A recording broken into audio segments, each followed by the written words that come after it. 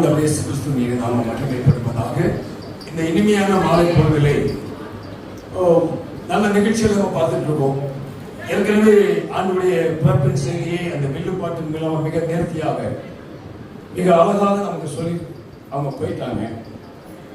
இப்போ நம்ம இவர்கள் பட்டிமன்றத்தின் மூலமாக, பட்டிமன்றம் என்பது ஒரு சொல்ல வேண்டிய செய்தியை கேட்கிறவர்களுக்கு எளிதாக புரிந்து கொள்வதற்கு நல்ல ஒரு முறை. ரெண்டு அணியினர் தங்கள் வாதங்களை சொல்ல, அது வாதத்தின் முடிவிலே எது சரி எது தவறு என்பதை நீங்களும் முடிவு செய்ய, கடைசியாக நானும் முடிவு செய்து சொல்ல, இது நல்ல ஒரு வழிமுறை.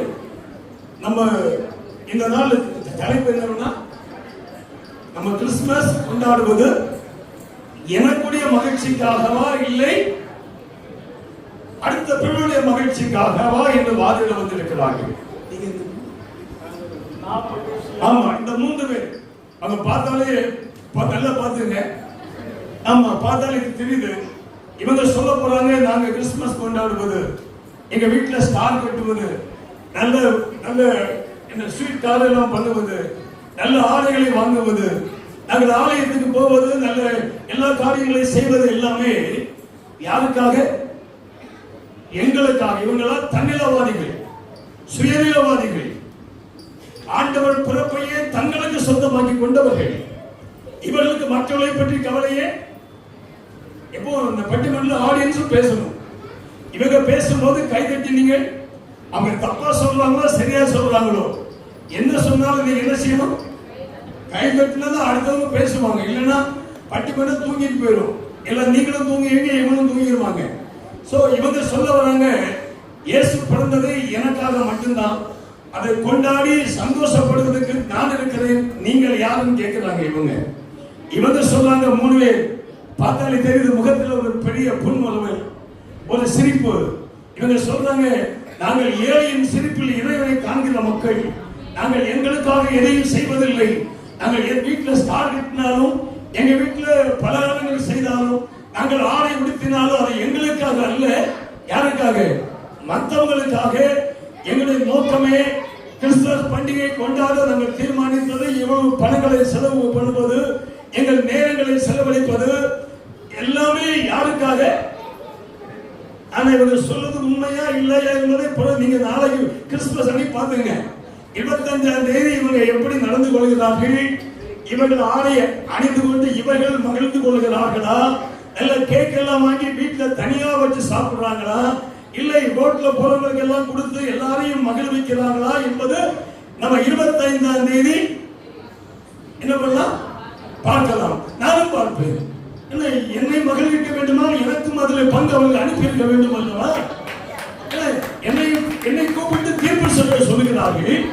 இவங்க சொல்றாங்க, நாங்க 3 பேரும் எங்களுக்காய் பண்டிகை கொண்டாடவில்லை. எங்களுடைய நோக்கம் இல்லாம நாங்கள் சாப்பிட்டாலும் சரி, உடுத்தினாலும் சரி, எதை செய்தாலும் சரி, அது எங்களுக்கானது அல்ல. இந்த கிறிஸ்துமஸ் பண்டிகையை பிறருக்கானது. பிறர் சிரிப்பதை பார்த்து மகிழ்வதை பார்த்து நாங்கள் மகிழ்கிற வந்திருக்கிறோம், தவிர நாங்கள் எதையும் அனுபவிக்க வரவில்லை என்று சொல்லுகிறார்கள். நம்ம 2 பேரையும் பார்க்கலாம். 25ஆம் தேதி அதிகாலையில் இப்போ அவங்க பேசுவாங்க. பேசுவதை கேளுங்க. யார் முதல்ல ஸ்டார்ட் பண்றீங்க? ஏன் உங்களுக்கு பயமா? ஒன்றும் பயம் இல்லையே. நீங்க வலது பக்கத்தில் அமர்ந்திருக்கிறீர்கள். நீங்களே அணி தலைவர், உங்கள் டீமை அறிமுகப்படுத்தி உங்க பேரு, உங்க டீம்ல யாரெல்லாம் இருக்கிறார் சொல்லிட்டு நீங்களே முதலாவது உங்கள் வாதத்தை எடுத்து வைப்பது. ஏன்னா தன்னலம் தான் முக்கியமானது. நாம் நமக்காக வாழ வந்திருக்கிறோம். பேசுங்க. உங்களுக்கு 5 நிமிடம் கொடுக்கப்பட்டிருக்கிறது. நம்ம யாராவது டைம் பார்க்குறீங்களா? ஆண்டவராகிய இயேசு கிறிஸ்துவின் நாமத்தினாலே வந்திருக்கும் அனைவருக்கும் கிறிஸ்துமஸ் மற்றும் புத்தாண்டு நல்வாழ்த்துக்களை தெரிவித்துக் கொள்கிறோம். இந்த நாளிலும் கிறிஸ்துமஸ் கொண்டாடுவது நாம் மகிழவா பிறரை மகிழ்விக்கவா, நாம் மகிழவே என்ற தலைப்பில் எங்களது அணியினர் கலக்கல் மன்னன் தர்மராஜ் இருக்கார், கலக்கல் அக்கா ஐடா வந்திருக்காங்க. அப்புறம் நீங்க பார்த்து அடிக்கிற மாதிரி பேசுறீங்க, எல்லாரும் பயமுறுத்துறீங்க போல இருக்கு. உங்கள் அடிமை, உங்கள் செல்ல பிள்ளை பிரான்சிஸ் கிறிஸ்துமஸ் கொண்டாட்டம் நாம் மகிழவே என்பதற்காக பேச வந்திருக்கோம். ரொம்ப ஐசிக்காதுங்க. பேசுங்க. முதலாவது அணித்தலைவர் தர்மா நீங்க தானே பேசுங்க. அந்த ஸ்டாண்ட் எங்க வச்சுங்க. இங்க வச்சு பேசுங்க. டைம் பார்த்தீங்கன்னா 5 நிமிடம் உங்களுக்கு கொடுக்கப்பட்டிருக்கிறது. அனைவருக்கும் மாலை வணக்கம். ஆசீர்வாதம் நிறைந்தலே குலத்தில் நிறைந்திருக்கும் தாமரை போன்றிருக்கும் என் ஜீனசி விசுவாசி அவர்களே, இந்த மாலை வேளையில் எங்கள் விழாவை சிறப்பிக்க வந்திருக்கும் நடுவர் அவர்களே, அனைவருக்கும் என் இனிய மாலை மற்றும் இரவு வணக்கங்கள். இரவு வரைக்கும் நிறுத்துருவோம், அதான் சேர்த்து சொல்லிடுவோம். இப்போ எங்களுக்கு கொடுக்கப்பட்டிருக்க தலைப்பு வந்து நாம் மகிழவே அப்படின்றதுக்காக நான் பேச வந்திருக்கேன். வாழ்க்கையில நிறைய கொண்டாட்டங்கள் இருக்கு, புரியுதுங்களா? பண்டிகை, அந்த பண்டிகையை 3 விதமா பிரிக்கலாம். அதாவது ஒரு பண்டிகை அப்படின்னா ஒண்ணு வழிபாடு, திருவிழா, இன்னொன்னு பாத்தீங்கன்னா வழிபாடு, திருவிழா, அதுக்கப்புறம் பண்டிகை. பண்டிகை இப்போ வழிபாடு அப்படின்னா, இப்போ நீங்க உங்களுக்கு கொடுக்கப்பட்ட கர்த்தர் உங்களுக்கு செய்த நன்மைகளை தனியா போய் வழிபட்டா அது வந்து ஒரு வழிபாடு. நீங்க ஒருத்தரா போய் செய்யறது அது வந்து வழிபாடு. ஒரு ஊரே சேர்ந்து கர்த்தருக்கு, அதாவது கடவுள் செய்த நன்மைக்காக எடுக்கிற விழா திருவிழா. இப்படின்னு சொல்லிட்டு பண்டிகையில இவ்வளவு கேட்டகரிஸ் இருக்கு. கடவுள் எனக்கு ஒரு குடும்பமா சேர்ந்து எடுக்கிறது வச்சுக்கீங்களேன், அது வந்து ஒரு பண்டிகையில சேரும். ஒரு குடும்பமா, இப்ப குடும்பம்னு பாத்தீங்கன்னா நீங்க உங்க பசங்க, அத பக்கத்து வீட்டுக்குலாம் சேர்க்காதீங்க. உங்களை மட்டுமே சார்ந்து இருக்கிறது மட்டும்தான் பண்டிகையில சேரும். இப்போ ஒரு ஊர் சேர்ந்து எடுக்குது அப்படின்னா அது வந்து திருவிழால வந்து சேரும். சோ இந்த மாதிரி 3 கேட்டகரியா நாங்க பிரிச்சிருக்கோம். சரி, இன்னைக்கு நம்ம பண்டிகை எந்த கேட்டகரி அதை சொன்னாங்க ஐயா? நம்ம பண்டிகை வந்து வெறும் வழிபாடு தான் ஐயா, ஒரே கேட்டகரி தான். இது உலகெல்லாம் கொண்டாடுறாங்க. அதை பத்தி தான் பேச வந்திருக்கேன். இப்போ கிறிஸ்துமஸ்ன்றது எல்லாருக்கும் ஒரு புரிதல் ஒன்று இருக்கும். இப்போ இந்த மாதிரியான ஐடியாலஜி, அப்புறம் இந்த பண்டிகை இப்படியே தான் செலிப்ரேட் பண்ணணும் அப்படின்ற ஒரு நெறிமுறைகள் இருக்கு. இப்போ என்ன நினைக்கிறாங்கன்னா, கிறிஸ்து பிறப்பை கூறுவது அப்படின்றது ஒரு ரிவைவலா நினைக்கிறாங்க. ஏன்னா நம்ம கொண்டாடாம மற்றவங்களே கொண்டாடப்பட்டு ரிவைவலா பண்ணலாம். ஐயா, ரிவைவல் முக்கியம் இல்ல, ரெனிவல் முக்கியம். புரியுதுங்களா? ஃபர்ஸ்ட் நம்ம ரீசார்ஜ் ஆனாதான் அவனை கான்டாக்ட் பண்ண முடியும். இப்போ நம்ம கிட்ட ரீசார்ஜ் இல்லன்னு வச்சுக்கீங்களேன், நம்ம ரீசார்ஜ் பண்றது எனக்கு அவங்களுக்கு ஐயா எதுக்கு ரீசார்ஜ் பண்ணலாம்? என்னோட நல்லது கேட்டதுக்கு அவனை ரீசார்ஜ் பண்ண முடியும். அது நான் என்னோட சுயநலம் தானே. நான் வந்து முதல்ல சுயநலவாதி. ஆமா ஐயா, ரிவைவலே கிடையாது. நாங்க ரெனியூவல் மட்டும்தான் பண்ணுவோம். ரெனியூவல் நாங்க ஆனாதான் பக்கத்துல இருக்கிறவனை வந்து ரீசார்ஜும் பண்ண முடியும். அவனையும் ரெனியூவல் பண்றதுக்காக அவன் எங்களை பார்த்து தெரிஞ்சுக்கிறானோ இல்ல அவனை பார்த்து தெரிஞ்சுக்கிறானோ, நம்மளுக்கு தேவை ரிவைவல் இல்ல, வெறும் ரெனியூவல் மட்டும்தான். ரெனியூவல் பண்ணாதான் போனே நாளைக்கு வீட்டுல ஸ்டார்ட் பண்றீங்களா? இல்ல எப்போ இல்ல, வரும்போதே மாடல் பாத்தீங்களா? போட்டு தப்பு பண்ணீங்களா? யாரோ பார்த்து அதை மகிழ்ந்துட்டு பெயிண்ட் கூட அடிக்கலையா? அப்படிதான் இருக்கு. இப்போ கிறிஸ்துமஸ் வந்து ஃபர்ஸ்ட் ஒரு கிறிஸ்துவையும் கிறிஸ்துமஸையும் ஃபர்ஸ்ட் நீங்க ஃபீல் பண்ணாதான் மத்தவங்க உங்களை பார்த்து ஃபீல் பண்ணுவாங்க. புரியுதுங்களா? ஆனா மத்தவங்க ஃபீல் பண்ணணுன்றதுக்காக நீங்க ஓவர் ஃபீல் பண்ணி கிறிஸ்துவே இப்போ ஃபீல் பண்ண வைக்கிற அளவுக்கு போயிட்டு இருக்கு. புரியுதுங்களா? இப்போ நீங்க ஃபீல் பண்ணா மட்டும் போதும். கர்த்தர் உங்களை பார்த்து ஃபீல் பண்ணாம இருந்தா சரி, மத்தவங்களை பார்த்து அவங்க உங்களை பார்த்து ஃபீல் பண்ணாம இருந்தாவே போதும். கரெக்டான ரிவைவல் வேணா, ரெனிவல்லே போயிட்டு இருக்கோம் வாழ்க்கை. இப்போ இதோட ஒரே ஒரு புரிதல் தான் முக்கியம். ஷார்ட்டா சொல்லணும்னா, முதல்ல நம்ம மனசுக்குள்ள சந்தோஷம் இருந்தாதான் வெளியே சந்தோஷமா இருக்க முடியும். அப்படி உங்க மனசுக்குள்ளேயும் சந்தோஷம் இல்லாம வெளியே இருக்கிறதுல சந்தோஷம் வராது. சின்னதா என்னோட உரையை முடிக்கிறேன். இப்போ நான் கிறிஸ்துமஸ் மட்டும் இல்ல, எந்த ஒரு பண்டிகை எடுத்தாலுமே சரி, ஒரு 1000 பேர் இருக்கிற இடத்துல ஒருத்த மட்டும் மனசுக்கு அவன் வந்து அதை இன்டேக் பண்ணாம அந்த ஒரு மனசை ஏத்துக்காம இருந்தானா அவனுக்கு அந்த செலிப்ரேஷன் வந்து பெருசா இம்பாக்ட் ஆகாது. அவனால அதை ஏத்துக்க முடியாது. அப்பனா தனிநபரோட சந்தோஷம் ரொம்ப முக்கியம். அப்போ அவன் சந்தோஷமா இருந்தாதான் மத்தவனோட சந்தோஷத்தையும் அடாப்ட் பண்ண முடியும். அவன் நீங்க 1000 பேர் சந்தோஷமா இருந்து அந்த ஒருத்த சந்தோஷமா இல்லைனாலும் அது சந்தோஷத்துல போய் முடியாது. அது அவனுக்கு வந்து பண்டிகையாவே இருக்காது. அப்போ நான் முடிவுரையா என்ன சொல்ல வரேன்னா, இப்போ இங்க நான் சந்தோஷமா இருந்தாதான் நான் சந்தோஷமா தெரியும். 1000 பேர்ல நான் சோகமா தெரிஞ்சா நானும் சோகமா தான் தெரியணும். அப்போ முக்கியம் என்ன? நம்மை மகிழ்விக்கதான். இப்போ நான் மகிழ்ச்சியா இருந்தாதான் நீங்க மகிழ்ச்சியா இருக்க முடியும். நான் சொல்ல வேணாம் நான் மகிழ்ச்சியா இருக்கேன், என்ன பார்த்தாவே தெரியும் நான் மகிழ்ச்சியா இருக்கேன். இப்போ நான் சோகமா இருந்தா நீங்க கண்டுபிடிச்சிருவீங்க. அப்போ இந்த கிறிஸ்துமஸ் கொண்டாடுறதுக்கு மெயினா தேவையே நம்ம மகிழதான். வீட்டுல சண்டை போட்டு வெளியில வந்து சந்தோஷமா இருக்கல நம்மளால முடியாது. எதிர்கட்சியில இருக்கவங்களால முடியுமா என்னன்னு தெரியல. பேசட்டும், பார்க்கலாம் என்று கூறி என் உரையை முடித்துக் கொள்கிறேன். வாய்ப்புக்கு நன்றி. நன்றி. இதை கேட்க மக்கள் அனைவருக்கும் நன்றி நன்றி. நீங்க சொல்ற புதிய செய்தி எனக்கு ஆச்சரியமா இருக்கு. இவரு கிறிஸ்துமஸ் கொண்டாடுறதுனால ஆண்டவருக்கு ஃபீலிங் ஆகுதா? உங்க வீட்டுல ஃபீலிங் ஆகுதான்னு பாருங்க முதல்ல. சரி, நீங்க வாங்க. பிரின்சி வந்து அவங்க தலையை அவங்க அணியை அறிமுகப்படுத்தி அவங்க தலைமை உரையை ஆற்றுவார்கள்.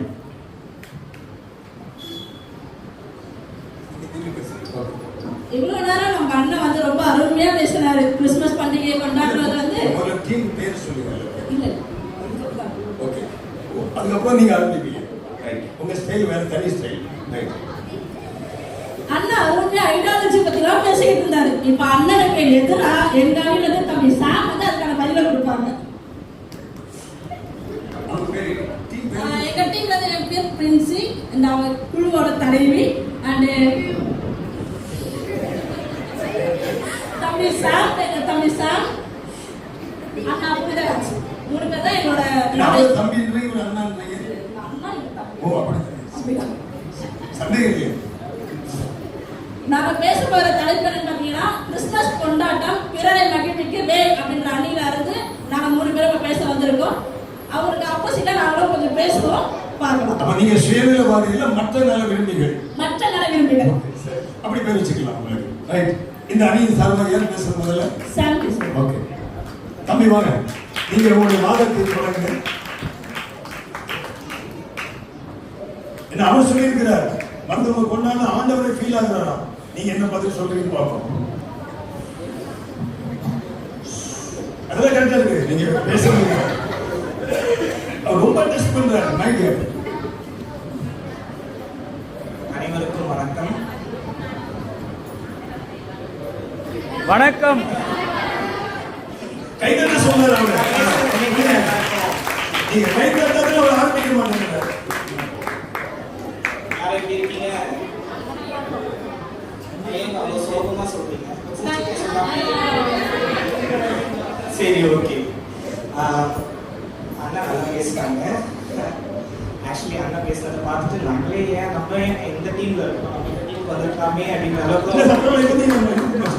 பாத்துக்கலாம். இல்ல அவங்க ஏத்துக்க. அண்ணன் ரொம்ப நல்லா சொல்லியிருந்தாரு. நான் வந்து இதை வந்து ஒரு தனி மனிதனா இதை பத்தி நான் பேசாம பைபிள்ல வந்து என்ன சொல்லி இருக்கிறாங்க, பைபிள் என்னெல்லாம் இதை குறிப்பிட்டிருக்காங்க அப்படின்ட்டு நான் அது வழியா இதை வந்து எடுத்துட்டு போகலாம் அப்படின்ட்டு இருக்கேன்.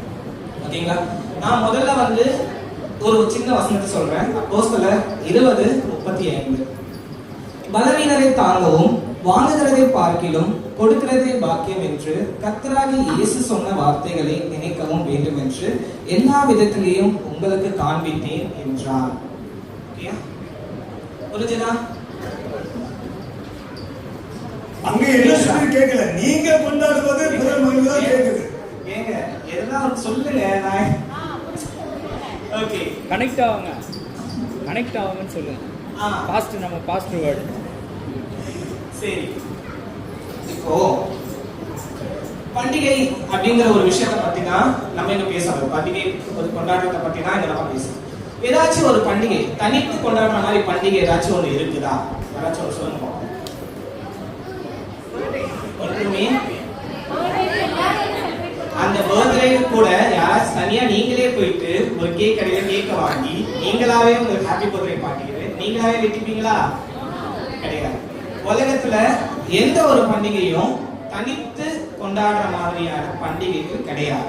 பண்டிகை என்பதை எல்லாரும் ஒன்று கூடி ஒன்னாக பேசி மகிழ்ந்து அவங்களுக்கு பத்தின காரியங்களை வந்து பகிர்ந்துக்கிட்டு அப்படிதான் வந்து எல்லா பண்டிகைகள் நிகழ்வுகள் எல்லாமே வந்து அப்படிதான் அமைந்து இருக்குது.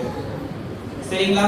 வருஷத்துல இந்த டைம்ல வந்து பாத்தீங்கன்னா ஏன் கிறிஸ்மஸ் வந்து பாத்தீங்கன்னா நிறைய விஷயங்கள் இருக்குது. கிறிஸ்மஸ் வந்து இதுக்கு முன்னாடில இருந்தே இந்த மாதிரி தான் இருந்தாங்க, கிறிஸ்து பிறக்கிறதுக்கு முன்னாடில இருந்தே இவங்க வந்து இந்த டைம்ல தான் இப்படிதான் இருப்பாங்க அப்படின்றது. ஸோ கிறிஸ்து பிறக்கிறதுக்கு முன்னாடி என்ன நடந்துச்சு அப்படின்னு பாத்தீங்கன்னா, இந்த எர்த் இருக்குது இல்லையா, இந்த எர்த் வந்து அதாவது நமக்கு எப்படி சீசன்ஸ் சொல்றோம் இல்லையா, சம்மர், வின்டர், ரெய்னி, லைக் இந்த மாதிரி சீசன்ஸ் நம்ம சொல்லும்போது இந்த பர்டிகுலர் டேஸ்ல மட்டும்தான், அதாவது நமக்கு வின்டர் சீசன் எப்படி இருக்குன்னா சூரியனை விட்டு பூமி ரொம்பவே வெகு தூரத்துக்கு போகும், கரெக்டா? ஸோ அது மாதிரி இருக்கிற டைம்ல அது சூரியனை விட்டு ரொம்ப தூரமா போற ஒரு டைம் வந்து இந்த டைம், ஓகேங்களா? கிறிஸ்து பிறப்பதற்கு முன்னாடியில இருந்தே இந்த ஒரு விஷயத்த வந்து எல்லாருமே ஒன்னா கூடி ஒரே இடத்துல கேம்ப் ஃபயரிங் சொல்லுவாங்க. எத்தனை பேர் அதை பண்ணிருக்கீங்க? கேம்ப் ஃபயரிங் பண்ணிருக்கீங்களா? யாராச்சும் ஏதாச்சும் ஒரு இடத்துல போயிட்டு நெருப்பு கொளுத்திட்டு உட்காந்து ராத்திரி ஃபுல்லா கதை பேசிட்டு இருப்பாங்க. அதெல்லாம் யாரும் பண்ணது இல்லையா? பண்ணிருக்கீங்களா? சூப்பர்மா. ஸோ அது மாதிரி தான் வந்து அதே மாதிரி தான் வந்து பாத்தீங்கன்னா மெய்ப்பர்கள், அந்த ஒரு வசனத்துல அவங்க குறிப்பாங்க, மெய்ப்பர்கள் மந்தையில் இருந்த ஆடைகளை மேய்த்து கொண்டிருந்தார்கள்.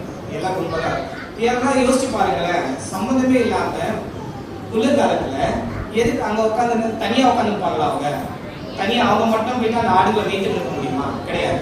எல்லாரும் ஒண்ணு கூடி ஒன்னா பேசி மகிழ்ந்து அந்த மாதிரி டைம்ல தான் வந்து இயேசு கிறிஸ்துவே பிறந்து வந்தாரு அப்படின்ற மாதிரி தான் சில இடத்துல வந்து சொல்றாங்க. கரெக்டா? கரெக்ட் தானே? எல்லாரும் வந்து ஒவ்வொருத்தவங்க யாருமே இந்த உலகத்துல தனியா இல்லை, உங்களுக்கு நாங்க இருக்கிறோம், உங்களுக்கு சப்போர்ட்டுக்கு நாங்க இருக்கிறோம் அப்படின்ற மாதிரி ஒருத்தவங்க அன்பை பகிர்ற ஒரு டைம் தான் இந்த வின்டர் டைம். கரெக்டா? கரெக்ட் தானே? சோ அதுலதான் வந்து பாத்தீங்கன்னா இங்க வந்து நான் என்ன சொல்ல வரேன்னா, இங்க பண்டிகைங்கிறது எதுக்குமே தனி அப்படிங்கிறது கிடையாது. பண்டிகையா இருந்தாலும் சரி, மகிழ்ச்சி அப்படின்னு சொல்றதுமே தனியா வந்து நம்ம சந்தோஷமா இருந்துக்க முடியுமா அப்படின்னா சந்தோஷமா இருந்துக்கலாம், ஆனா எவ்வளவு நாளைக்கு நம்மளை பத்தி நமக்கு நல்லாவே தெரியும். கரெக்டா? சோ நம்ம ஒரு கட்டத்துக்கு மேல நம்மள நம்மளே வெறுக்க ஆரம்பிச்சு, நமக்கு இப்போ நம்ம போற பிஸியான வேர்ல்ட்ல நம்ம இருக்கிறதுனாலதான் நம்ம வந்து நம்மளோட பத்தி நம்ம யோசிக்கிறோம், ஓகேங்களா? ஆனா பொதுவாவே நம்ம இயற்கையிலேயே இன்னொருத்தவங்க மகிழ்ச்சியா இருக்கிறத பாக்குறதுலயோ பிறரை மகிழ்விக்கிறதுலயோ நமக்கு உண்மையாகவே ஆழ்ந்த ஒரு மகிழ்ச்சி வந்து நமக்குள்ள தானா வரும். ஓகேயா? இது நம்ம ஒரு மனுஷங்களை பார்க்கும் போது கிடையாது, மிருக ஜீவன்களை பார்க்கும் போதும் சரி, அதுங்க சந்தோஷமா இருக்குது, அதுங்க விளையாடுதுங்க அப்படின்ற பட்சத்துலையும் நமக்கு அதை பார்க்கும் போதே சந்தோஷப்படுற வகையில தான் கடவுளும் நம்மளை வந்து படைச்சிருக்கிறார். நான் முடிக்கிற நேரத்துக்கு ஒரே ஒரு வசனத்தை சொல்றேன். கலாத்தியர் 6:9, நன்மை செய்கிறதில் சோர்ந்து போகாமல் இருப்போமாக, நாம் தளர்ந்து போகாதிருந்தால் ஏற்ற காலத்தில் அறுப்போம். நம்ம சந்தோஷமா இருக்கிறது அப்படிங்கிறது கடவுளா வந்து அது வந்து அனுக்கிரகம் பண்ணணும். அந்த அனுக்கிரகம் எப்ப நடக்கும்னா நம்ம நன்மை செய்கிறதுலையும் பிற மகிழ்விக்கிறதுலையும் நம்ம சோர்ந்து போகக்கூடாது. எப்பவுமே அவங்கள நம்ம முன்னாடி வச்சோம்னா கடவுள் நம்மளை வந்து பார்த்துப்பாரு அப்படின்ட்டு இந்த ஒரே நான் இதோட முடிக்கிறேன். வாய்ப்புக்கு நன்றி. தம்பி அழகா அவர் விஞ்ஞானம் ரொம்ப படிச்சிருக்காரு, சூரியன் சுத்துறது எல்லாம் படிச்சு இது எல்லாமே யாருக்காக? பிறருக்காகவே சொல்லி முடிச்சிருக்கிறாரு. அதற்கு எதிர் பேசும்படியா தங்கச்சி ஐடா அவங்க வராங்க. எல்லா கடைகளும் தெரியாது இருக்கும்.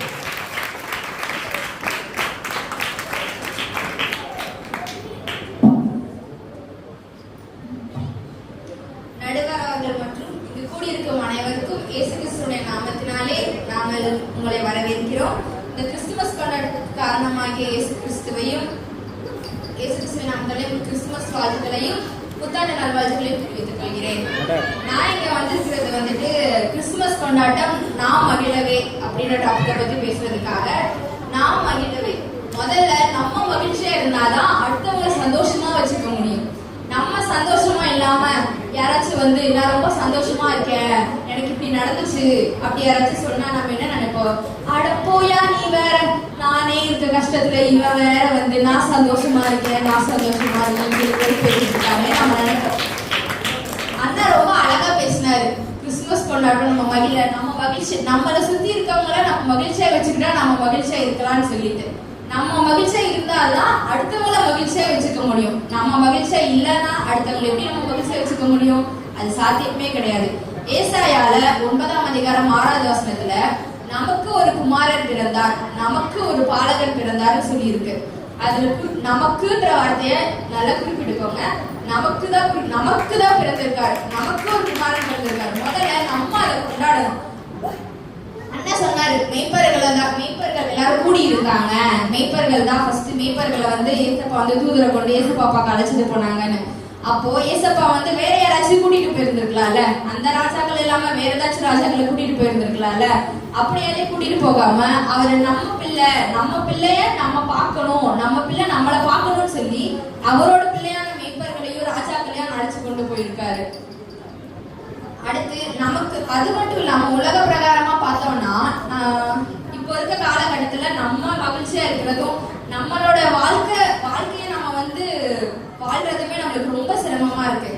நம்மளுக்கு நம்ம ஃபர்ஸ்ட் இப்போ கிறிஸ்துமஸ் கொண்டாட்டம் வருது. கிறிஸ்துமஸ் கொண்டாட்டத்துல நம்ம எல்லாரும் ட்ரெஸ் எடுக்கிறோம். எல்லாரும் எவ்வளவு செட்டு ட்ரெஸ் எடுப்பீங்க?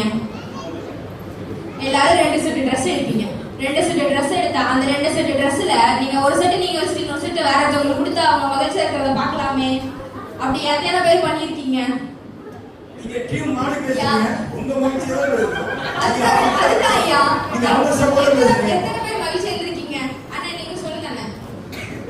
2 ட்ரெஸ் எடுத்து ஒரு ட்ரெஸ் வேற யாருக்காச்சும் கொடுத்து மகிழ்ச்சி ஸ்டார் கிட்டது எனக்கு இல்ல, ரோட்ல போறவங்க பார்த்து மகிழ்ச்சியா இருக்கணும் அவர் சொல்றாரு. அதே மாதிரி நீங்களும் வேற யாராச்சும் ட்ரெஸ் எடுத்து கொடுத்து அவங்க மகிழ்ச்சியா இருக்க பார்த்து நீங்க மகிழ்ச்சியா இருந்துக்கலாமே. ஏன் அப்படி இருக்கல? நம்ம ஃபர்ஸ்ட் மகிழ்ச்சியா இருக்கணும். அது நம்ம ஃபர்ஸ்ட் ட்ரெஸ் எடுத்து நம்ம மகிழ்ச்சியா இருந்துட்டு அதுக்கப்புறம் தான் நம்ம மத்தவங்க சந்தோஷப்படுறோம். நம்ம கேக் வெட்டி கொண்டாடிட்டு அதுக்கப்புறம் தான் அந்த கேக்கை மத்தவங்களுக்கு நம்ம கொடுக்குறோம். நம்ம மகிழ்ச்சி ட்ரெஸ் தான் இருக்கா? நம்ம மகிழ்ச்சி இல்லையா? ட்ரெஸ் நல்ல ட்ரெஸ்ல மகிழ்ச்சி இருக்காதா உங்களுக்கு? நல்ல ட்ரெஸ்லயும் மகிழ்ச்சி இருக்கு, சாப்பிடுறதுலயும் இருக்கு, எல்லாத்துலயும் இருக்கு. அப்ப மகிழ்ச்சி உங்களுக்கு ட்ரெஸ் தான். மகிழ்ச்சி எல்லாத்துலயும் இருக்கு. ட்ரெஸ்ல மட்டும் இல்ல, உணவுல இருக்கு, நம்ம சந்தோஷத்தை பகிர்ந்துக்கிறதுக்கு எல்லாத்துலயும் இருக்குங்க ஐயா. நம்ம உலக பிரகாரமா பார்த்தோம்னா அன்னை தெரசா எல்லாத்துக்கும் தெரியும்னு நினைக்கிறேன். அன்னை தெரசா கிட்ட ஒருத்தவங்க போய் கேட்டாராம், நம்ம மகிழ்ச்சியா இருக்க நம்ம என்ன பண்ணணும்னு கேட்டாராம். அதுக்கு அவங்க சொன்னாங்களா, go and love your home னு சொன்னாங்களா. முதலாவது நம்மளோடையும் நம்ம குடும்பத்தையும் நம்ம நேசிக்கணும். நாம மகிழ்ச்சியா இருக்கணும், நம்ம குடும்பத்தை மகிழ்ச்சியா வச்சுக்கணும். அதுக்கப்புறம் தான் மித்தவங்களோட மகிழ்ச்சியெல்லாம் நம்ம பார்க்கணும் அப்படின்னு சொல்லி இந்த உரையை நான் முடிக்கிறேன். எனக்கு வாய்ப்பு கொடுத்த நடுவர்களுக்கும் சபைக்கும் நன்றி தெரிவித்துக்கொள்கிறேன். நீங்க ஒரு புதிய வழக்கம் கொடுத்தீங்க, நமக்கு ஒரு பாலகர் பிறந்தார். இது எங்க படிச்சீங்க? எந்த பயிற்சி படிச்சீங்க? எஸ்எல் படிச்ச விளக்கம் எங்க படிச்சீங்கன்னு கேட்டேன். சரி உட்காருங்க. அவருக்கு எது பேசும்படியா முத்து அவர்கள் இருக்காங்க. இங்க பேர் முத்து. சரி பாருங்க, அவங்க எடு மறுப்போதே உற்சாகமா வராது. கருவிலே நான் தோன்றும் முன்னே கருத்திலே என்னை நினைத்து பேர் சொல்லி அழைத்த என் தேவாதி தேவனின் நாமத்தை வணங்கி இங்கு நடுவரவையை அலங்கரித்துக் கொண்டிருக்கும் ஐயா திரு விஜயகுமார் அவர்களுக்கும் இங்கு கூடியிருக்கும் என் உறவுகளால் ஜிஎன்எல்சி சபை மக்களுக்கும் என் எதிரிலே அமர்ந்து கொண்டு என்னை எதிர்த்து பேச வந்திருக்கும் எதிரணிகளுக்கும் அவர்களுக்கு தோல்வியை பரிசாக அளிக்க வந்திருக்கும் என் அணியினருக்கும் இயேசு கிறிஸ்துவின் நாமத்தினாலே வாழ்த்துக்களை ஐயா. பேசினாங்க 2 பேர் தலைப்பெண்ணே மறந்துட்டாங்க ஐயா. தலைப்பெண்ணும் போது அவங்களுக்கு சொன்னேன் ஐயா, கொஞ்சம் ஞாபகப்படுத்துங்க. கிறிஸ்துமஸ் கொண்டாட்டம் நாம் மகிழவா இல்லை பிறரை மகிழ்விக்கவா? அவன் நாம் நாங்க அப்பயே டீம் ஜெயிச்சிச்சு ஐயா. நாம் என்னையா, ஒருத்தர் மட்டும் நாம் இல்ல, நிறைய பேர் சேர்ந்தாதான் நாம். அப்புறம் சிஸ்டர் சொன்னாங்க இது மாதிரி உங்களுக்காய் பாலகன் ஒருத்தர் கொடுக்குறது, உனக்காய் கொடுக்குன்னு சொல்ல, நமக்காய் நம்ம எல்லாருக்காகவும் பாலகன் ஒருத்தர் பிறந்திருக்காரு ஐயா. கொண்டாட்டம் என்ன தெரியுமா ஐயா? கொண்டாட்டம் தமிழக ராஜ்வர இது மாதிரி சொல்லுது, கொண்ட பிளஸ் ஆட்டம். கொண்டை என்றால் பெற்ற சம்பாதித்தல், அது மாதிரி சொல்லலாம். ஆட்டம் என்றால் பரப்புதல். கொண்டாட்டம், கொண்ட மகிழ்ச்சியை பரப்ப வேண்டும், அதுதான் கொண்டாட்டம். அதுதான் கிறிஸ்துமஸ் கொண்டாட்டம்.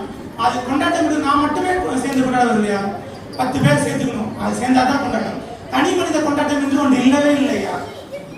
இந்த மாதிரி ஒரு ஸ்டார் கட்டலையா ஒருத்தர் வீட்டுக்கு சுண்ணாம பண்ணிக்கலாம், அவர் ஃபேமிலி மேட்டர்ல இங்க வந்து சொல்லியிருக்காரு, ஸ்டார் கட்டுங்க கொண்டாடுங்க, அது உங்க சந்தோஷம் இல்லைன்றீங்க.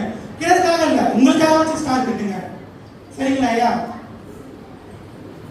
நீங்க வாங்கி கொடுத்தா அவர் கெட்ட ரெடியா இருக்காரு ஐயா இல்லைன்றாரு கேட்டு நீங்க ஒண்ணு ஐயா என்ன ஒரு ஸ்டார் இருக்கு ஐயா, நான் என் வீட்டுல கட்டிட்டேன், 2 ஸ்டார் இருக்கு. நீங்க சொன்னீங்க பிறரை மகிழ்விக்கன்னு சொல்றீங்க இல்லையா? அதுதான் ஐயா 2வது ஸ்டார் நான் வாங்கி ஒரு கட்டணம் இப்பதான் ஐயா தெரியுது, நாளைக்கே கொடுக்குறேன். இன்னைக்கு சாயங்காலம் நாளை வாங்கி கொடுக்குறேன். நாம் என்ன பெற்றோம், எதை நாம பரப்பணும்? லூக்கா 2:14 சொல்லுது, பூமியிலே சமாதானமும் மனுஷன் மேல் பிரியமும் உண்டாவதாக. பூமியிலே சமாதானத்தை பெற்றோம், மகிழ்ச்சியை பெற்றோம். இப்போ இயேசு பாலன் பிறந்த நைட்டு இது தூதர் வந்து சொன்னது, அந்த சமாதானத்தையும் மகிழ்ச்சியும் நாமே வைத்துக் கொள்ளக்கூடாது, பிறருக்கு பரப்ப வேண்டும். அதுதான் ஐயா கொண்டாட்டம். மற்றவரை மகிழ்விக்கணும். அந்த ஐயா கிறிஸ்துவ வாழ்க்கைன்றது தனக்கான வாழ்க்கை ஒண்ணுமே இல்லை ஐயா. கிறிஸ்து எப்படி தெரியுமா ஐயா பிறந்தாரு? எல்லாருக்காகவும் பிறந்தாரு. எல்லாருக்காகவும் பிறந்து எல்லாரையும் மகிழ்வித்து அவரோட நோய்களை தீர்த்து கடைசியா எல்லாருக்காகவும் மறித்தாரு. அப்படிப்பட்ட மனுஷனோட பிறந்தனால நான் தனியா எப்படி பண்ணாரு? போய் ரூமுக்குள்ள உட்காந்து நானே கேட்டு நானே சாப்பிட்டு கொண்டாடுறேன் ஐயா. அது நடக்கிற காரியம் ஐயா. இப்போ பிரதருக்கு வந்து பிரியாணி செய்வாங்க ஐயா கிறிஸ்துமஸ்க்கு, நல்லா தெரியும். எங்க அண்ணியார் வந்து ஒரு 10 கிலோ அரிசி போட்டு செய்வாங்க, 10 கிலோ அரிசி போட்டு முறுக்கு சுடுவாங்க, அதிரசம் செய்வாங்க. நீங்க நினைக்கிறீங்க அவங்க மட்டும் உட்காந்து சாப்பிடுவாங்கன்னு சொல்லி? எங்க தெருவில் இருக்க எல்லாருக்குமே கொடுப்பாங்க. அப்ப எங்க போச்சு உங்களோட சுயநலம்? நீங்க சுயநலவாதின்னு எனக்கு இப்பதான் ஐயா தெரியும். அப்புறம் இயேசுவோட வந்து நாம ஒருத்தருக்கு மட்டும் பிறந்ததா, எனக்கு மட்டும் தான் பிறந்தாரு, எனக்கு மட்டும் தான் பிறந்தாரு. சகோதரி ஐயா வந்து யோசிச்சுட்டு போனாங்க, எப்படி இயேசுவோட எனக்கு மட்டும் பிறந்தாரு, உங்களுக்கு மட்டுமா அவர் உயிர் கொடுத்தாரு? அவன் எத்தனை பேர் சுலபடிச்சார் தெரியுமா? லூக்கா 2:10 சொல்லுது, தூதன் மானதூதன் வந்து சொன்னான், எல்லா ஜனத்துக்கும் மிகுந்த சந்தோஷத்தை உண்டாக்கும். ஐயா நல்லா கேளுங்க, எல்லா ஜனத்துக்கும், உங்களுக்கு இல்ல, இந்த டீம் இல்லையா, எல்லா ஜனத்துக்கும், இங்க இருக்கும் எல்லா ஜனத்துக்கும் மிகுந்த சந்தோஷத்தை உண்டாக்கும் செய்தியை நான் உங்களுக்கு சொல்லுகிறேன். உங்களுக்கு யாரு ஐயா? மேய்ப்பர்கள் அந்த நாவல கூடியிருந்தாங்க. கூடியிருந்தவங்க வந்து விசுவாசிகள் ஐயா, மேசியா வருவார், கிறிஸ்துவானவர் பிறப்பார் என்று விசுவாசித்தாங்க. விசுவாசித்தவர்களுக்கு மட்டுமே தூதன் சொன்னான், உங்களுக்காக சொன்னான். ஏன் உலகத்துல எல்லாருக்காகவே சொல்லிருக்காங்க, ஏன் உங்களுக்காக சொன்னான்? ஏன்னா விசுவாசம் உள்ளவங்களுக்காக தான் ஐயா முதல் சொல்லப்பட்டது. விசுவாசம் உள்ளவங்க என்ன தெரியுமா ஐயா பண்ணா? உடனே அந்த மேய்ப்பருக்கு போய் பிள்ளையை கண்டு, அப்படி அப்பா நான் பிள்ளையை பார்க்கறப்பா, நான் போய் வீட்டுல போய் கொண்டாடுறேன், என் முன்னாடி கிட்ட சொல்றேன், என் பிள்ளைகிட்ட சொல்றேன் அப்படின்ட்டு போலையா போய் என்ன பண்ணானு தெரியுமா?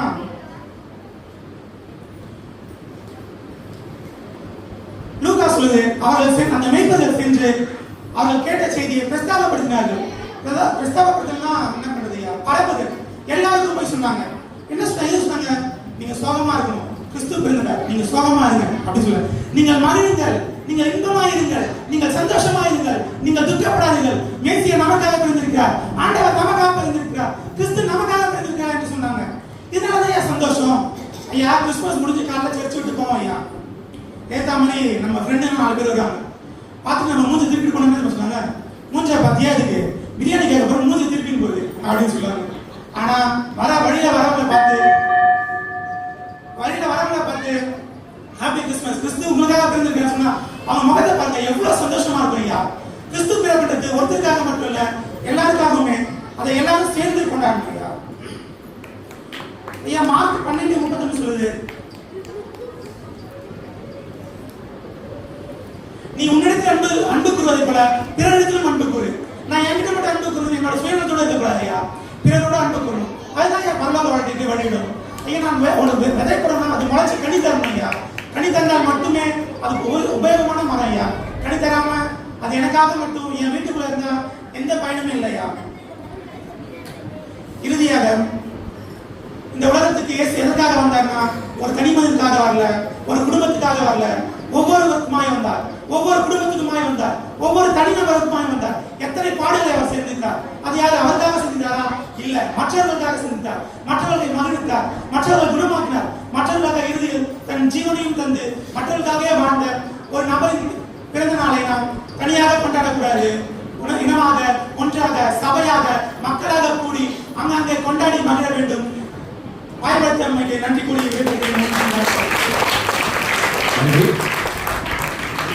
ரொம்ப அதிரசம் கொடுக்கலாம், சேர்த்து கொடுக்கலாம், நம்மள நினைச்சுட்டு சேர்த்துங்க, நமக்கு உங்க பங்கு கொடுங்க சொல்லியிருக்காரு, உங்களுக்கு எல்லாம் கிடைக்கும் சொல்லிட்டார்.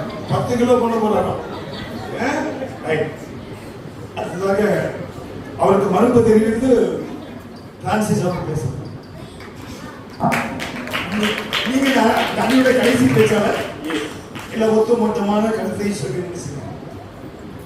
இனி உங்களுக்கு வாய்ப்பு இல்லை. முன்னாடி ஆண்டவராகிய இயேசு கிறிஸ்துவின் நாமத்தினாலே உங்கள் அனைவருக்குடைய அன்பின் வாழ்த்துக்களை பாக்கெட்ல மைக்க வச்சுட்டு எவ்வளவு ரெடியா இருக்கான்னு பாருங்க. இன்றைய கிறிஸ்தவர்களின் கிறிஸ்துமஸ் கொண்டாட்டம் நாம் மகிழவே என்ற தலைப்பில் உங்களுடன் என் உரையை தொடங்குகிறேன். நெகேமியா 8:10 படி கொள்மையானதை புசித்து மதுரமானதை குடித்து கர்த்தருக்குள் மகிழ்ச்சியாய் இருப்பதே தான் நமது பலன் என்று எழுதப்பட்டுள்ளது. இந்த வார்த்தையின் பற்றி ஃபர்ஸ்ட் பாயிண்ட் நாம சந்தோஷமா இருக்கணும்.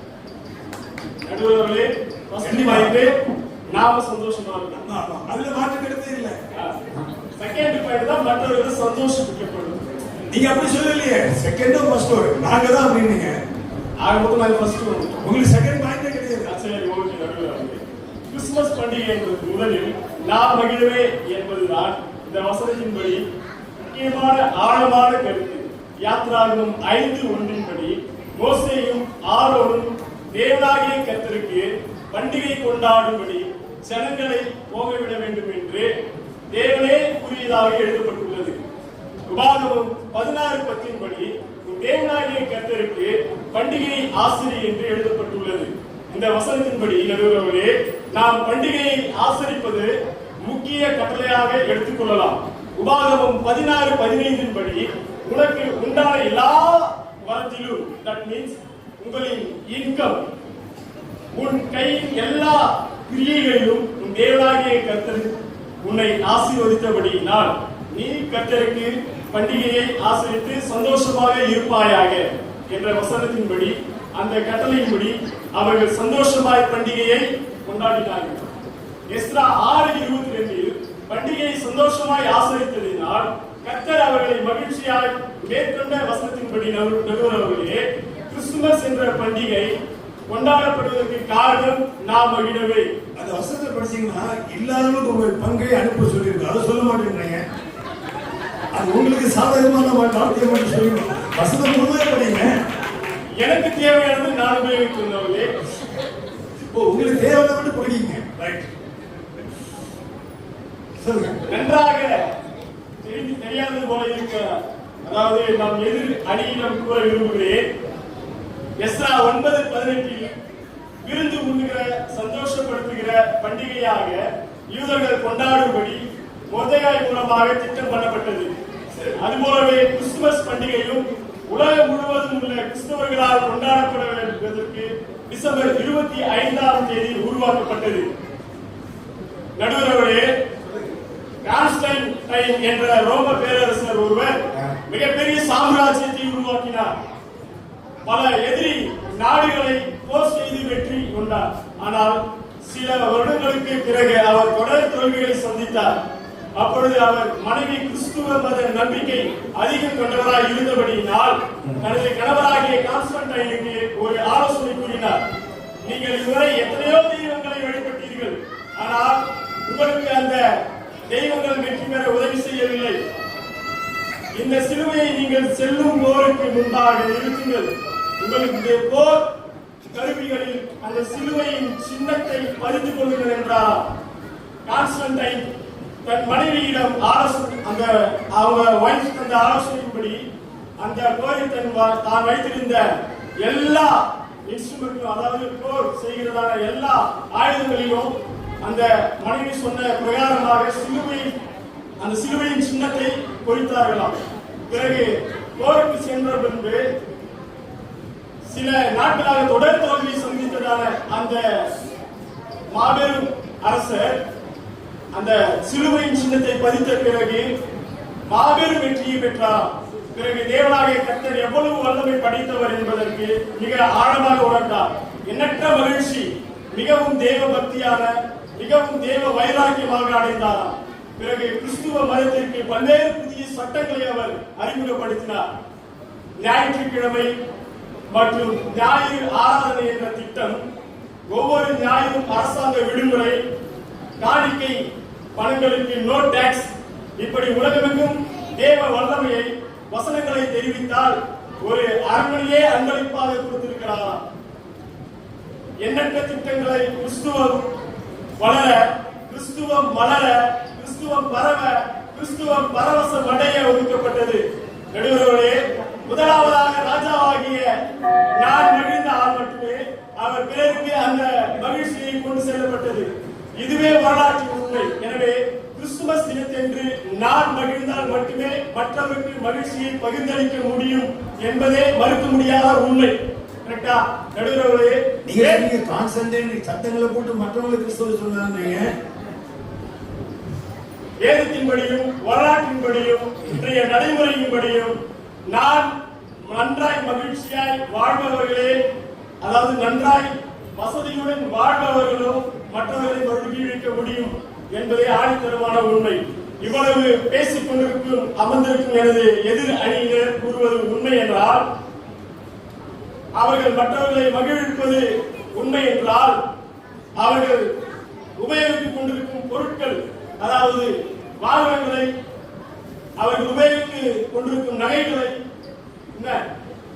மற்றவர்களுக்கு கொடுத்து சென்று போயிடுவார்கள்.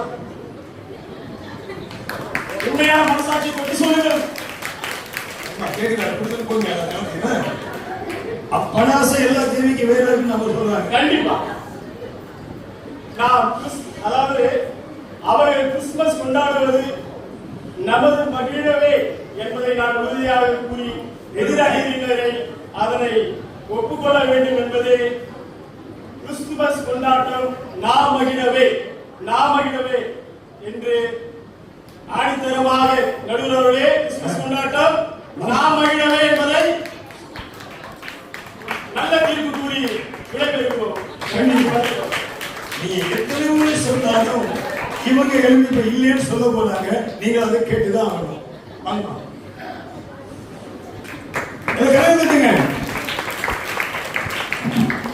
கடைசி வாய்ப்பு உங்க அன்னைக்கு நல்ல ஸ்ட்ராங்கா பேசுங்க. சரியா? இங்க அமர்ந்திருக்கும் ஜேஎஸ்சி சபை எனது உறவுகளே, நடுவர் அவர்களே, எனக்கு ஒரே ஒரு கேள்வி. சொல்லுங்க. அந்த ஒரு கேள்வி கேட்கலாங்களா? கண்டிப்பா கேட்கலாம். ஓகே. இங்க அமர்ந்திருக்கிறவங்களுக்கும் நம்ம எதிராக இவ்வளவு நேரம் பேசுறவங்களுக்கும் நடுவர் ஐயா உங்களுக்கும் தான் என்கிட்ட இருக்க ஒரு கேள்வி என்னன்னா, அந்த பைபிள் வச்சிருக்கீங்கல்ல, கண்டிப்பா அது எதுக்காக ஐயா வச்சிருக்கீங்க? இந்த ஆண்டவர் கொடுத்த ஒரு புனிதமான நூல். அந்த பைபிள்ல சொல்றதா நீங்க நம்புறீங்களா? கண்டிப்பா. அதே என் வாழ்க்கையே. அப்படினால நம்புறவங்க இந்த டிபேட் நீங்க வந்துட்டு விடுறீங்க. ஏன்னா இப்ப சொல்ற பாருங்க. ஏன்னா இந்த பைபிள்ல இருக்கிறது,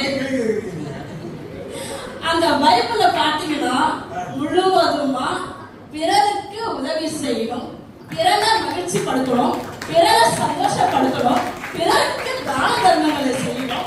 அப்பதான் நீங்க மகிழ்ச்சியா இருக்க முடியும்ன்றது அந்த பைபிளோட சாராம்சம் சொல்லுது.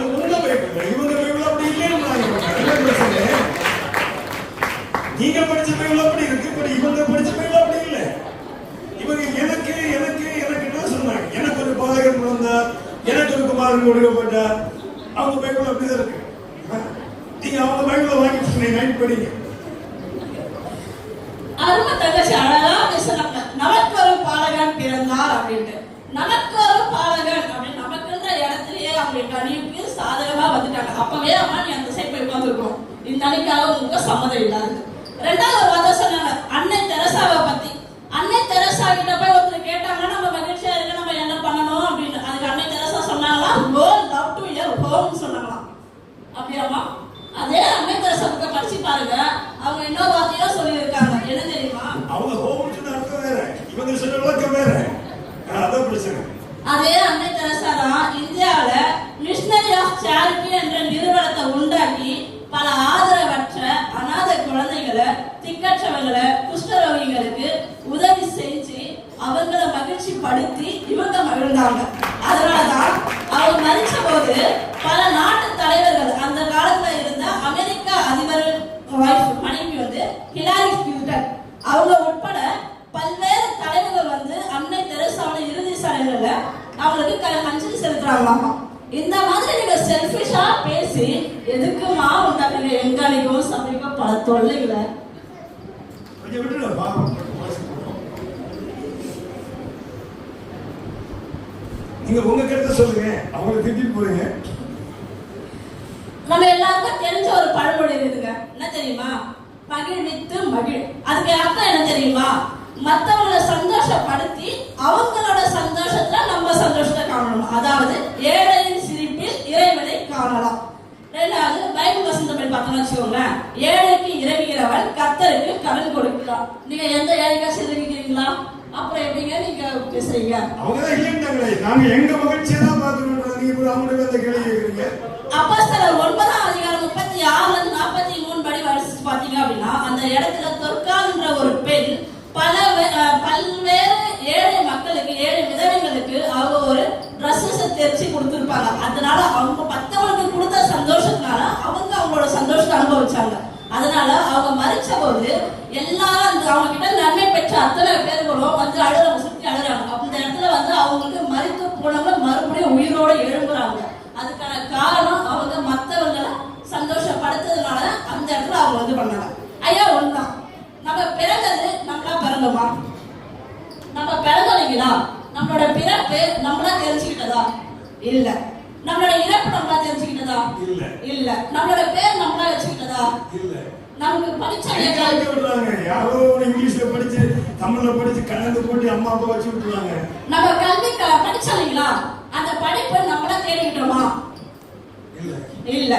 நமக்கு மரியாதை கிடைக்கல, மற்றவங்க நம்ம மரியாதை பண்றாங்க இல்லையா, அந்த ரெஸ்பெக்ட நம்மளா தேடிக்கிட்டோமா? இல்ல. இப்படி எதுவுமே நம்மளா தேடிக்கல. நம்மளோட ஃபர்ஸ்ட் பிறந்ததும் நம்மளா இருக்கல, நம்ம கடைசியா நம்ம கடவுள் பாத்தீங்களா மரித்து அடக்கம் பண்ணும்பொழுது அப்போ அது மத்தவங்க தான் சொல்றாங்க, மத்தவங்க தான் செய்யறாங்க. இப்படி எல்லாமே அடுத்தவர் துணையோட நம்ம வாழ்க்கையை நடத்தும் போது எப்படி ஐயா நீங்க செல்ஃபிஷா இப்படி யோசிச்சு பேசுறீங்க? எல்லாமே உங்களுக்கு தான் சந்தோஷம், எப்படியா பேசுறீங்க? அதுக்கு நீங்க சர்ச்சை ஐயா நீங்க தீர்ப்பு கொடுக்க வந்திருக்கிறீங்க. வீட்டுக்கு போய் கமிட்டி போகணும், இவங்க மூணு பாக்குற பார்வை சரியில்லை. சரிங்க. லேவியராகமம் 19:18 படிச்சீங்கன்னா, உன்னில் நீ அன்பு கூறுவது போல பிறரிடம் அன்பு கூறுவாயாக. உபாகமம் 10:18 பாத்தீங்கன்னா, அந்நியர் மேல் அன்பு வைக்கிறவர், அன்ன வஸ்திரம் கொடுக்கிறவர், திக்கற்ற பிள்ளைகளுக்கும் விதவைகளுக்கும் நியாயம் செய்கிறவர். இதெல்லாம் யாரை பத்தி இருக்கணும்? நம்ம இவ்வளவு நாள் நம்ம கிறிஸ்துமஸ் கொண்டாட யாருக்காக கொண்டாடிட்டு இருக்கோமோ, யாரை பத்தி நம்ம கிறிஸ்துமஸ் பண்டிகை கொண்டாடுறோமோ அவரை பத்தி சொல்லியிருக்கிற வசனையா. மத்தேயு 19:19 பாத்தீங்கன்னா, ஒரு தகப்பனையும் உன் தாயும் கனம் பண்ணுவாயாக, உன்னிடத்தில் நீ அன்பு கூறுவது போல பிறரிடத்திலும் அன்பு கூறுவாயாக. நம்ம எல்லாருக்கும் இதுல மிகப்பெரிய பிரதான கற்பனை என்ன இருக்கும்னா, உன் தேவனாகிய கர்த்தரிடத்தில் உன் முழு இருதயத்தோடும், உன் முழு அர்த்தத்தோடும், உன் முழு மனதோடும், உன் முழு பலத்தோடும் அன்பு கூறுவாயாக. உன்னிடத்தில் நீ அன்பு கூறுவது போல பிறரிடத்திலும் அன்பு கூறுவாயாக. இப்படி பிறரிடத்துல, மக்களிடத்துல, ஏழை எளியவர்களுக்கு அன்பு கூறுகிற உதவியர்கள் தான் வரலாற்ற இடம் பிடிச்சாங்க. ஃபார் எக்ஸாம்பிள் பாத்தீங்கன்னா காமராஜர் ஐயா, நம்ம எல்லாருக்கும் தெரிஞ்ச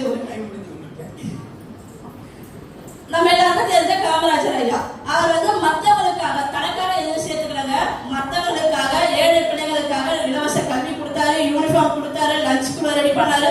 சோ அதனால அவரோட பேரு வரலாற்றுல ஹிஸ்டரியில இடம் பிடிச்சிச்சு. அப்துல் கலாம் ஐயா எடுத்து பாத்தீங்க அப்படின்னா, கால் இல்லாத ஊனமுற்ற குழந்தைங்களுக்கு ஆர்டிபிஷியல் லெக் கொடுத்தாரு. அவரோட இது வந்து வரலாற்றுல இடம் பிடிச்சது. பைபிள் படி பாத்தீங்க அப்படின்னா, எரேமியா 39:19 நெபுசரதான்றவர் தான் ஒரு ராஜா ஏழைகள், ஒண்ணுமில்லாத ஏழைகளுக்கு தன்னோட திராட்சை தோட்டத்தை இலவசமா காணிக்கையா கொடுத்தாரு.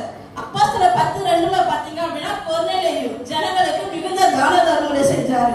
2 நாளாகமம் 35:7 பாத்தீங்கன்னா, யோசியான்ற ராஜா 30,000 ஆடுகளை பலி கொடுத்து மற்றவங்களை சந்தோஷப்படுத்துறதுக்காக ஒரு விருந்தை உண்டு பண்றாரு. இவ்வளவு நேரம் அண்ணா அருமையா பேசினாங்க, விருந்து உண்டு பண்ணுவாங்க, விருந்து உண்டு பண்ணுவாங்க.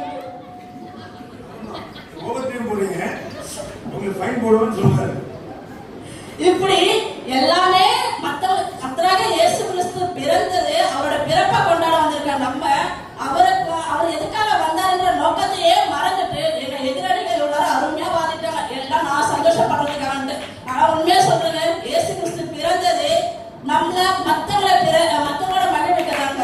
அதனால நம்ம ஆசீர்வாதம் இல்ல பிறப்பை கொண்டாடணும் அப்படின்னா மத்தவங்க மகிழ்ச்சி ஆகனா மட்டும்தான் கிறிஸ்துமஸ் கொண்டாட்டம் பிறரை மகிழ்விக்கவே என்று ஆணித்தரமாக கூறி அணிய முடிக்கிறோம். பயங்கரமா சூப்பர் வச்சு ஆணி வாசிப்பாங்க. ஆணித்தரமா சொல்லி போறாங்க. சரியா? இப்போ 2 அணியும் தங்கள் வாதங்களை வைத்து விட்டார்கள். கடைசியாக தீர்ப்பு சொல்லுகிற பெரிய ஒரு பொறுப்பு என் தலைவர் விழுந்திருக்கிறது.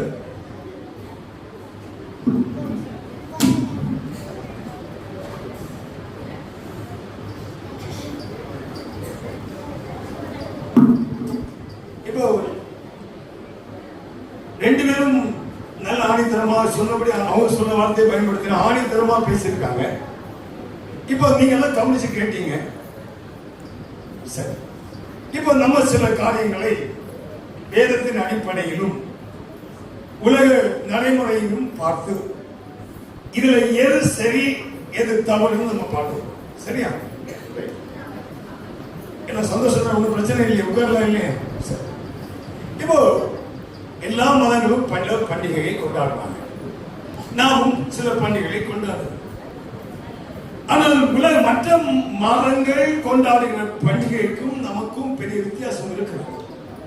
முதல்ல அந்த அடிப்படையை புரிந்து கொள்ள வேண்டும். மற்ற மதங்களுடைய பண்டிகை கொண்டாடப்பட வேண்டியது அவ்வளவுதான். ஆனால் நம்முடைய மார்க்கத்துடைய பண்டிகைகள் கொண்டாடப்பட வேண்டியவர்கள் அல்ல, அனுபவிக்கப்பட வேண்டியவர்கள். அது 2 பெரிய வித்தியாசம் இருக்கிறது. அந்த அடிப்படையை நாம் புரிந்து கொள்ள. இன்னைக்கு கொண்டாட்டத்தில் போயிட்டோம். கொண்டாட்டம் என்பது வேறு, அனுபவிப்பது என்பது வேறு. நமக்கு இருப்பது மதம் அல்ல, மார்க்கம். நம்ம பண்டிகைகள் நம்முடைய தெய்வத்தோடு சம்பந்தப்பட்டவைகள். சோ நம்முடைய இவங்க 2 பேரும் வாதிட்டார்கள். மகிழ்ச்சி கொண்டாட்டம் கொண்டாட்டம் வார்த்தையை பயன்படுத்தினார்கள். அதுல எனக்கு உடன்பாடு இல்லை. நீங்களும் அதில் உடன்பாடு பட்டிருந்தால் இன்றைக்கு கொஞ்சம் சிந்தித்து மாற்றிக் கொள்ளுங்கள். கிறிஸ்துமஸ் கொண்டாட வேண்டிய பண்டிகை அல்ல, அனுபவிக்க வேண்டிய பண்டிகை. அது ஏன் விளக்கம் சொல்லுகிறேன். இயேசு பிறக்கிறார் யாருக்காக? சரி, நீங்க முதல் அந்த இயேசு பிறந்த நாளுக்கு நம்ம இப்ப எல்லாம் பெத்லகேமுக்கு போவோம். அந்த முதல் 2000 வருஷத்துக்குமாக அந்த பிறந்த நாளுக்கு நம்ம எல்லாம் கொஞ்சம் கற்பனை பண்ணி பாருங்க. மரியாதை எடுத்துக்கொள்ளுங்க. முதல் பாத்திரம் மரியாதை. அப்படித்தானே? நீங்க பேசணும், பட்டிமன்றம் நீங்களும் பேசணும். இது சும்மா தலையாட்டர்கள் காலையும் மாறில நம்ம பேச வந்திருக்கிறோம். அதுல முக்கியமான கதாபாத்திரம் யார்? கிறிஸ்துவை உலகத்துக்கு அனுப்புவதற்கு பிதாவாகிய தேவனால் தெரிந்து கொள்ளப்பட்ட கதாபாத்திரம் மரியாதை. ஆனால் மேற்பருக்கு நமக்கும் சொல்லப்பட்ட செய்தி என்ன? எல்லா ஜனத்துக்கும் மிகுந்த சந்தோஷத்தை உண்டாக்கும் நற்செய்தி அறிவிக்கிறேன் சொன்னார். இதுக்கு பின்னாடி அஸ்திபாரமாய் பேஸ்மெண்டா இருந்தது மரியாதை. அவளை கொஞ்சம் கவனிங்க. இந்த கிறிஸ்து பிறப்புக்கு அவள் தான் முதல் காரணம். கண்டிப்பா கொஞ்சம் அமைதி இருக்கணும்பா. எனக்கு ஒரு பெரிய பிரச்சனை, இந்த ஆடியன்ஸ் இருந்து பேசுனா எனக்கு பேச்சு வராது. அது எனக்கு ஒரு பிரச்சனை. கொஞ்சம் சீக்கிரம் விட்டுறேன். உங்கள சொல்ல மாட்டேன். நீங்கள் புரிந்து கொள்ள மாதிரி லேவாக பேசுகிறேன். இப்ப மரியாதை எடுத்துக்கொள்வோம். அவ ஒரு கன்னிகை. நடைமுறை வாழ்க்கையில பாருங்க, ஒரு கன்னிகை கர்ப்பவதி ஆகிறார். அதை உலகம் ஏற்றுக்கொள்ளுமா? இல்லை. பலத்த பெரிய அவமானம், பல கேள்விகள் சமுதாயத்துக்கு, பல சந்தேகங்கள், பல கேள்விகள், பல சமுதாயம் பலதும் பலதாக பேசிக் கொண்டிருக்கும். யோசிப்புக்கும் அவளுக்கும் நிச்சயமாகிவிட்டது. ஆனால் திருமணமாகவில்லை. அதுக்குள்ள கர்ப்பவதி ஆகிறார். இவள் தேவதூதன் தரிசனத்தில் சொன்னது யோசேப்புக்கும் மரியாளுக்கும் மட்டும்தான், உலகத்துக்கு சொல்லல. மரியாள் கன்னிகை கர்ப்பவதி சொல்லல. இவர்கள் சொன்னார்கள், இவர்கள் வெளிப்படுத்தினார்கள். அதை இந்த சமுதாயம் எப்படி பார்த்திருக்கும் என்று நீங்களே பாருங்கள். இன்றைக்கு ஒரு சமுதாயத்தில் ஒரு பெண் அப்படி செய்தால் நம்ம என்ன பேசுவோம், என்ன சொல்லுவோம்? இல்லை, எனக்கு ஆண்டவர் தரிசனமானார், நான் பரிசுத்தாவினாலே கர்ப்பவதி ஆனான்னு சொன்னால் எந்த பரிசுத்தவானை ஏற்றுக்கொள்ள மாட்டான். அப்ப மரியாள் உலகத்துக்கு மிகுந்த சந்தோஷத்தை கொடுக்கும்படி அந்த நிந்தனையை, அவமானத்தை சகித்து சொல்லுகிறாள், ஆண்டவரே நான் மக்கள் அடிமை. கவனிங்க. இரண்டாவது, இது மரியாள், இது ஒரு காரியம். இரண்டாவது காரியம், இந்த செய்தி சொல்லப்பட்ட போது அவங்க வாழ்ந்த இடம் நாசரேத்தில், கலிலேயாவில் நாசரேத். இப்ப குடிமதிப்பு எழுதும்படி எங்க போக வேண்டும்? யூதேயாவில் உள்ள பெத்லகேமுக்கு போகணும். அதுக்கு எவ்வளவு தூரம்? இவன் ஏறக்குறைய நிறைய மாத கற்பனை. இன்னைக்கு இருக்கிற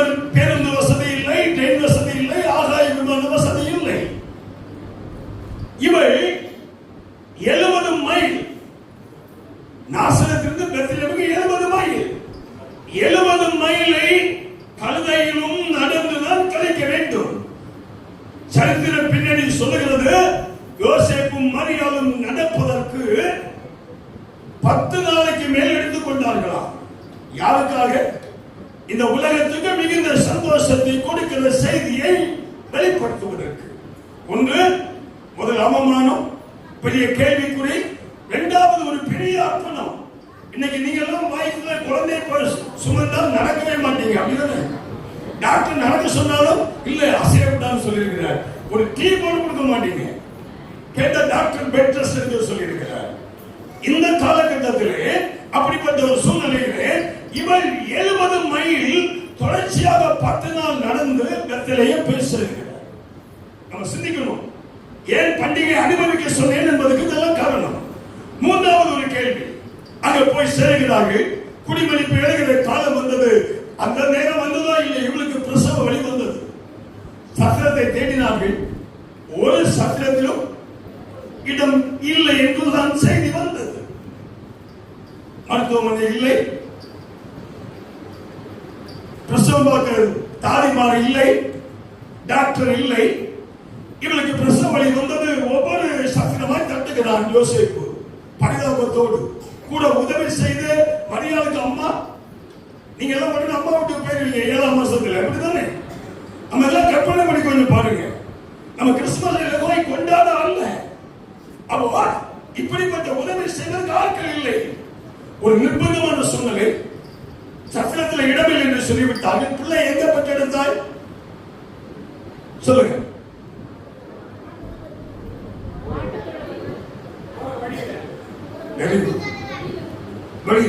வேதம் அப்படிதான் சொல்கிறது. இடமில்லை என்று சொல்லி அனுப்பிவிட்டான். லூக்கா 2:7 சொல்லப்பட்டிருக்கிறது, பிள்ளையை பெற்றெடுத்த பிறகுதான் துணியிலே சுற்றி பெற்ற பிறகுதான் முன்னணி கிடைக்கிறது. புரிந்து கொள்ளுங்கள், வேதத்தின் வார்த்தையை படிக்கணும். எனவேதான் சொல்லுகிறேன், கிறிஸ்துமஸ் கொண்டாட வேண்டிய பண்டிகை அல்ல, அனுபவிக்க வேண்டிய பண்டிகை. ஏன் இவ்வளவு பாடுகள் மரியாள் சுமந்தார்? பிள்ளை சுமப்பதை விட அவமானத்தை சுமந்தார். பிள்ளை சுமந்ததை விட அலைக்கழிப்பை சுமந்தார். பிள்ளை சுமந்ததை விட தனிமையை சுமந்தார்.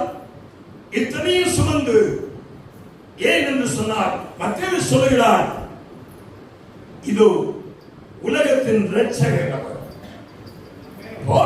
என்னை மகிழ்விப்பது ஒரு ஸ்டாரோ, ஒரு கிறிஸ்துமஸ் ட்ரீயோ, இல்லை நான் வீட்டில் செய்கிற கேக்கோ பலகாரமாக அல்ல. அவர் பிறந்த நோக்கம் அதுக்கு அல்ல. அதுதான் சொல்லுகிறேன், அவர் பிறந்தது எனக்கு ஒரு ரட்சிப்பை கொடுக்க பிறந்திருக்கிறார். அல்லேலூயா. அந்த ரட்சிப்பை அனுபவிப்பதுதான் உண்மையான கிறிஸ்துமஸ். இதை நாம் புரிந்து கொள்ள வேண்டும். நம்ம இன்னைக்கு அழகா ஸ்டார் வைக்கிறோம், கிறிஸ்துமஸ் ட்ரீ வைக்கிறோம், வேண்டாம்னு சொல்லல. நமக்கு மகிழ்வு இதில் அல்ல. வேதம் சொல்லுது, 7வது வாசிங்க. லூக்கா சுவிசேஷம் 15ஆம் அதிகாரம் 7வது வசனம் வாசிங்க. லூக்கா சுவிசேஷம். நம்ம மற்ற பண்டிகைக்கு நமக்குள்ள வித்தியாசத்தை புரிந்து கொள்ள வேண்டும். மனம் திரும்புகிறது இல்லாத சந்தோஷம் உண்டாவதை பார்க்கிலும் மனம் திரும்புகிற ஒரு பாவியின் நிமித்தம். அல்லேலூயா. ஐயா, பரலோகத்துக்கும் நம்முடைய ஆண்டவருக்கு எது சந்தோஷமா? ஒரு மனுஷன் மனம் திரும்புவதுதான் மகிழ்ச்சி. அல்லேலூயா. இதுதான் எனக்கு மகிழ்ச்சியா இருக்கணும். எனக்கு நல்ல பட்டாடை கிடைத்தது என்பதெல்லாம் மகிழ்ச்சி எனக்கு. நான் வேண்டாம் சொல்ல, கொண்டாடுங்கள். நான் இதெல்லாம் செய்வதில்லை. ஆனால் இதெல்லாம் தப்புன்னு சொல்ல வரவில்லை. ஸ்டார் கட்டலாம், ஆனால் இது என்னை மகிழ்ச்சியை தீர்மானிக்க கூடாது. இன்னைக்கு நம்முடைய வீடுகளிலே இந்த பண்டிகை நாட்களிலே மகிழ்ச்சியை தீர்மானிப்பது கிறிஸ்துமஸ் ட்ரீயும். இது இல்லைன்னா கேட்பா, என்ன உங்களுக்கு பார்க்கிற பிரச்சனையான்னு கேட்போம். என்ன அப்படிதான் ஒரு லாஸ்ட் வீக் கேட்டார், இந்த ஸ்டாரை கிட்ட மாட்டேன்றீங்க, எங்க பிரச்சனையான? ஒரு பிரச்சனையும் இல்லை, எனக்கு கெட்ட நேரம் இல்லைன்னு. ஆமா, நான் இந்த மாதம் ஓடிட்டு இருக்கேன். என்ன வீட்டுல உட்காந்து ஸ்டார் கிட்ட அவர் பார்க்க நேரம் கிட்ட தப்பு இல்ல. ஆனால் எனக்கு அதெல்லாம் மகிழ்ச்சி, நல்ல உணவெல்லாம் மகிழ்ச்சி. இந்த பண்டிகை அனுபவிக்க வேண்டிய பண்டிகை. ஏன்னா அவர் எனக்கு இரட்சகராய் பிறந்து நான் மனுஷனாய் ஒரு பரிசுத்தவானாய் இந்த உலகத்திலே வாழ்வதுதான் எனக்கு பெரிய மகிழ்ச்சி. அல்லேலூயா. இந்த மகிழ்ச்சியை நான் அனுபவிக்கவா பிறருக்கு? அடுத்த கேள்வி. முதல்ல எது மகிழ்ச்சின்னு பார்த்துட்டோம். அப்படிதான் புரிஞ்சுட்டீங்களா? நீங்க பட்ட நல்ல ஆட வாங்கினாலும் ஸ்டார் கட்டினாலும் இது என்னுடைய மகிழ்ச்சியை தீர்மானிக்க கூடாது. தீர்மானித்தால் மற்ற மத பண்டிகைக்கு இந்த பண்டிகை வித்தியாசம் இல்லாம போகுது. திரும்ப சொல்லுகிறேன், இந்த பண்டிகை கொண்டாட வேண்டியது அல்ல, அனுபவிக்க வேண்டியது. பர்சனலி என்னுடைய தனிப்பட்ட வாழ்க்கை. சரி, நான் இப்ப ஆண்டவரை ஏற்றுக்கொண்டேன். அந்த திரும்ப லூக்கா சுவிசேஷம் வருங்க. அந்த 2ஆம் அதிகாரம் 15ஆம் வசனத்திலே மேய்ப்பர்களுக்கு அந்த செய்தி சொல்லப்பட்டது. மேய்ப்பர்கள் சொல்லப்பட்ட செய்தியை காணும்படி பெத்திலே வந்தார்கள். முன்னிலை குழந்தையை கண்டார்கள். கண்டுவிட்டு 17ஆம் வசனம் சொல்லுகிறது, அவங்க என்ன செய்தார்களா? சத்தமா படிங்க. அந்த பிள்ளையை குறித்து தங்களுக்கு சொல்லப்பட்டதை என்ன பண்ணினார்கள்? கண்டார்கள், அனுபவித்தார்கள். அடுத்தது என்ன செய்தார்கள்? தான் பெற்ற ரட்சிப்பை, தான் அனுபவித்த இயேசுவை ஜனங்களுக்கு பிரசித்தம் அறிவிப்பல்ல, அது ஒரு அறிந்து சொல்லுகிற வார்த்தை. பிரதிஷ்டம் பண்ணினார்கள். அப்போ முதலாவது நான் இந்த பண்டிகையை அனுபவித்து மகிழ வேண்டும். அந்த மகிழ்ச்சியை பிறருக்கு சொல்லி அவர்களையும் அனுபவிக்க வைக்க வேண்டும். இதைத்தான் யாக்கோபு சொல்கிறார், ஒருவன் நன்மை செய்ய அறிந்தும் அவன் செய்யாமல் போனால் அது அவனுக்கு, யாக்கோபு 4:17 சொல்லுகிறது, நன்மை செய்ய அறிந்தும் அதை செய்யாமல் போனால் அது எனக்கு பாவம். நான் அந்த கிறிஸ்துமஸை அனுபவித்து மகிழ்கிறேன். நேற்று ஒரு பாவியாக இருந்தேன், அக்கிரமத்தில் மூழ்கி இருந்தேன். ஆண்டவர் இயேசுவை வந்து கண்டேன், அவரை உள்ளத்திலே ஏற்றுக்கொண்டேன். அவர் எனக்குள்ளே வந்ததினாலே இந்த கிறிஸ்துமஸை நான் அனுபவிக்கிறேன். அனுபவிப்பதனால எனக்கு ஒரு இனம் புரியாத மகிழ்ச்சி.